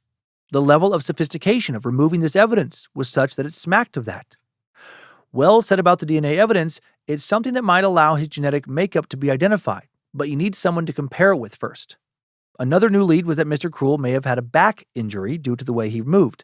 Investigators contacted the medical board asking whether any doctors had back injury patients matching the offender's description. Wells said, this is a new area because you're asking doctors to divulge confidential information. The argument is providing this information is likely to result in prevention of further very, very damaging acts of behavior, and although it might breach the confidentiality, it is justified for the greater need of the public. Medical professionals were supportive, and a considerable number of people were reviewed. Wells also recalled a chilling encounter with the taxi driver. He used a phrase identical to one that Mr. Cruel was known for. Wells alerted investigators, who told him they spoke to the driver. The man started to sweat, became agitated. He was taken to the station for a formal interview. He had a strong alibi, but also admitted to having committed other crimes against kids during the interview. He was not Mr. Cruel, but thanks to his admissions, he was arrested and another child predator was charged and convicted thanks to Wells' report. And so hopefully, maybe we still might get this guy. I know I am doubtful, but maybe it'll be like a Golden State Killer thing, where maybe that genetic evidence that Wells is talking about, that they have, maybe they can access through, people using 23andMe, Ancestry.com, that sort of thing. They'll find some niece, nephew, cousin, somebody, and work it back and finally put this guy away, just like after so many years, they finally put away the Golden State Killer. Timesuck Top 5 Takeaways. Mr. Cruel has been sucked. Thank you to the Bad Magic Productions team for their help in making Timesuck. Thanks to Queen of Bad Magic, Lindsay Cummins. Thanks to Logan Keith, helping to publish this episode. Design merch for the store at badmagicproductions.com. Thank you to Olivia Lee for some great initial research. And thanks to the All-Seeing Eyes, moderating the Cult of the Curious private Facebook page. And the Mod Squad, making sure Discord keeps running smooth.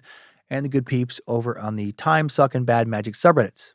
And now it's time for our updates. Updates? Get your Timesucker updates. Our first update from those sent in to Bojangles at timesuckpodcast.com comes from Meatsack music critic Kyle Eisen. It arrived with a subject line of, Oingo Boingo is not an Australian, mate. Kyle wrote, even though the band name sounds like some title you receive after defeating a kangaroo in a boxing match, I assure you, they are from Los Angeles. Kyle Eisen. Damn it, Kyle. Oh, man, I legit meant to say Midnight Oil. Somehow Oingo Boingo came out instead. But also, to be fair, I did think Oingo Boingo was Australian. But you are 100% right. No, they were fronted by Danny Elfman. Guy way more famous for like Tim Burton collaborations and film scores in general than for his first big band. And they were pretty big. I actually didn't even know what songs Oingo Boingo sang, but then I looked into them thanks to your message. I'm like, oh yeah, they had some fucking great hits. They sang Dead Man's Party. Such a fun song. It's a dead man's party. Who could ask for more? Everybody's coming. Leave your body at the door. Leave your body and soul at the door. Don't run away from me. I love a good new wave band. Don't be afraid. They were featured. That song was featured in the Back to School soundtrack with Rodney Dangerfield. They also sang Weird Science. That Weird Science. Oh, such a good track. You sent me down an Oingo Boingo rabbit hole. I am grateful. This next message comes from Meatsack Jared Fresh, marvelous Meatsack, with the subject line of Double Cummins Law.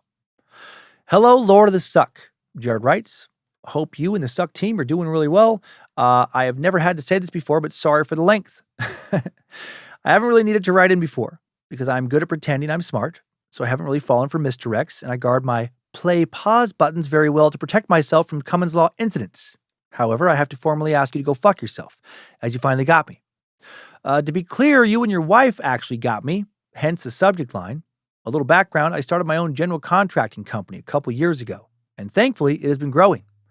Starting from just me, myself, and I selling jobs and working the jobs, to now having several crews, lists of subcontractors, multiple jobs running at the same time in the DFW area. Yeah, hell yeah, Dallas-Fort Worth. Started listening to Timesuck in 2018, worked my way through the back catalog, then joined as a space lizard so I could get more content. but had completely caught up in the last 2 years, which left me fiending like an addict all week till the next release of Timesuck. Man, thanks. To take the edge off last year, started to listen to STD and working through the back catalog of that show as well. I was re-listening to a couple episodes of STD the morning of the incident. I had your show playing in my truck, stopped at one job site to pick up a new crew and drive them to a different job site. And like a good boy who goes peeping the potty, I paused the show, planned on switching to music as I had 3 new guys in my truck. For just a couple minutes, the guys were waiting in my truck while I talked to the site superintendent. I then opened the door to my truck, noticed the shocked face of the man in my passenger seat.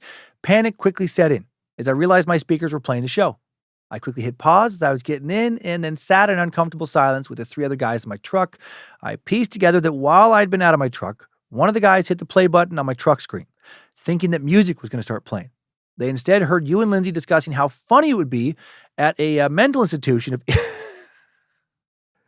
if each night they would launch freshly deceased patients through the air with sparklers in their hands as a sort of fireworks show for the other patients, instead of discreetly putting the bodies down a chute. In the longest 30 seconds of my life, I don't feel like I'd say something like that. In the longest 30 seconds of my life, I exchanged awkward eye contact with the front passenger before I gingerly said, it's just a podcast, to all 3. Guy in the front said, they don't speak English, referring to the 2 guys in the back. A wave of relief washed over me as I realized I was only going to have to explain myself to the guy in the front passenger seat. But then my relief was again replaced with panic as that guy started to translate everything he just heard to the guys in the back. Well, I pleaded futilely, no, you don't have to. Then just resigned myself to, okay, this might as well happen. I then drove to the other job in complete silence while being mean mugged from the back seat. They did a great job drywalling, but I haven't heard from them since.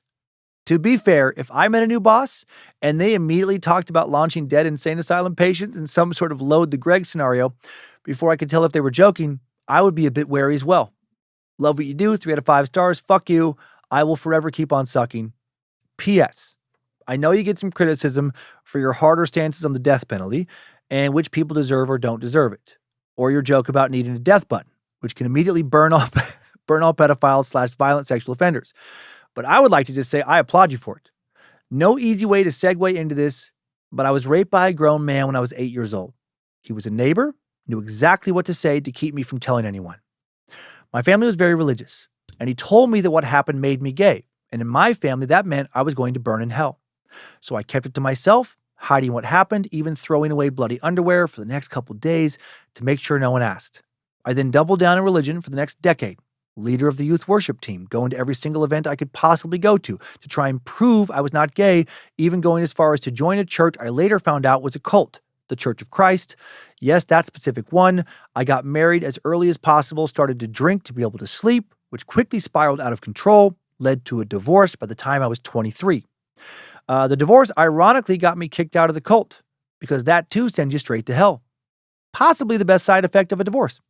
I moved to Texas from Washington State to start over at the age of 24, met a wonderful woman at 25, started therapy at 26, worked my job experience up in DFW, started my own company at 31, gave up drinking and opioid abuse after dealing with the childhood trauma in therapy, and I am thankfully several years sober. My girlfriend is finishing her master's degree this spring. We have the most perfect dog on the planet. The dog's name is Sirius Be Fresh. That's so good. And are doing wonderfully. All of that to say, I fully agree with your hard stance on pedophiles, violent sexual offenders, and cults. I also greatly appreciated your suck on addiction. I've studied it thoroughly, still learned plenty through your research. I just want you to know whenever you are talking about beating a pedophile to death with a bat, somewhere in Texas, there's a grown man, me, excitedly shouting, "Yep, get him, Dan. Fuck him up," while driving in his truck. Sincerely can't thank you enough. Feel free to use my name. If this is ever read in the podcast, I am not a member of our current political machine, so I have no interest in shaming myself to protect a pedophile.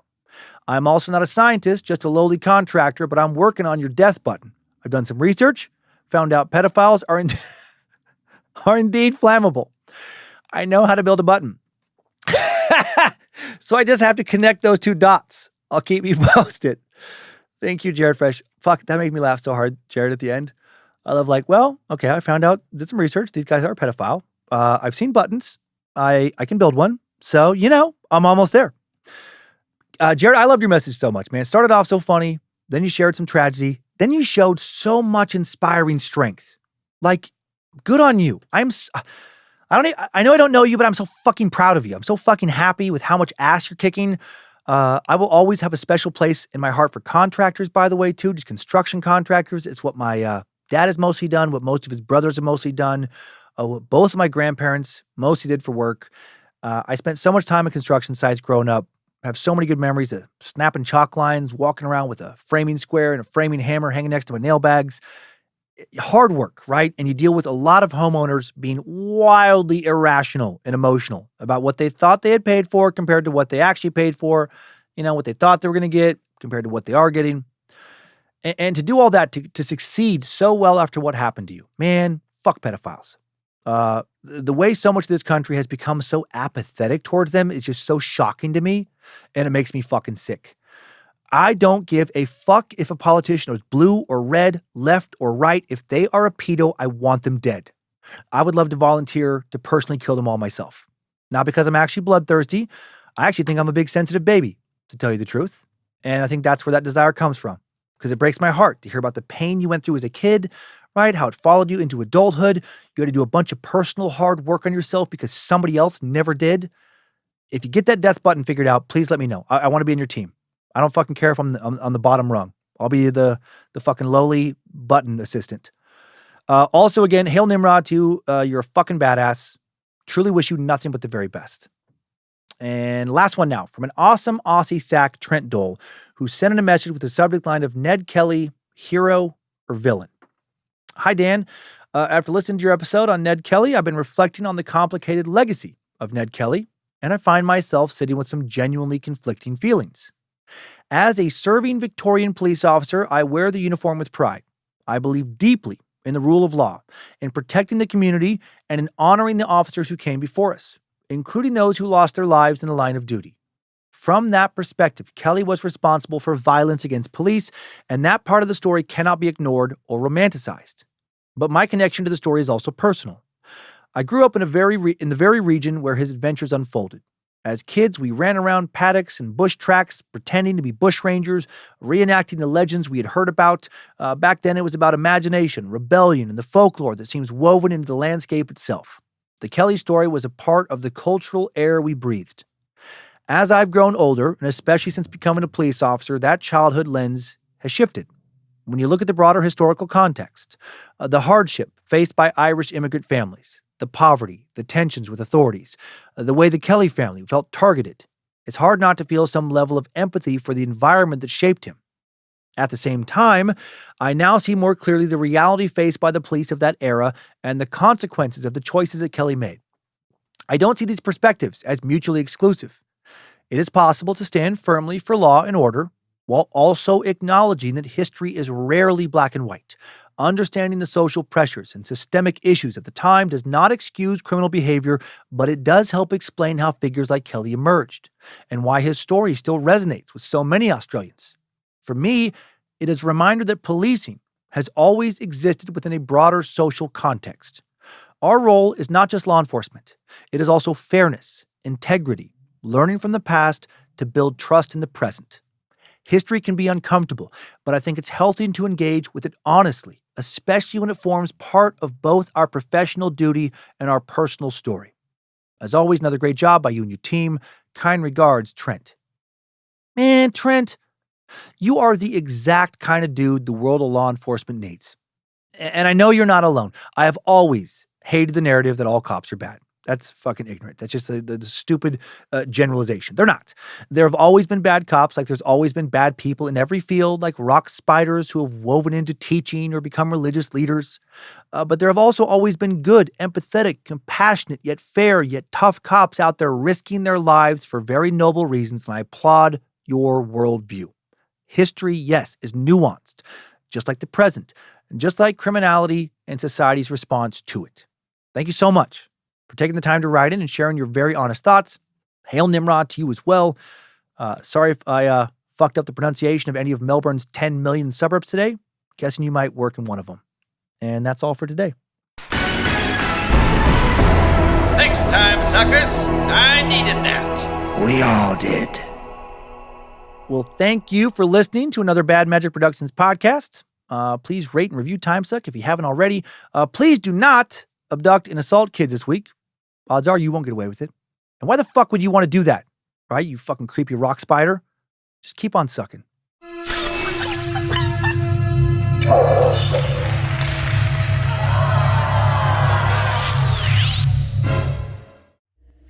Mad Magic Productions.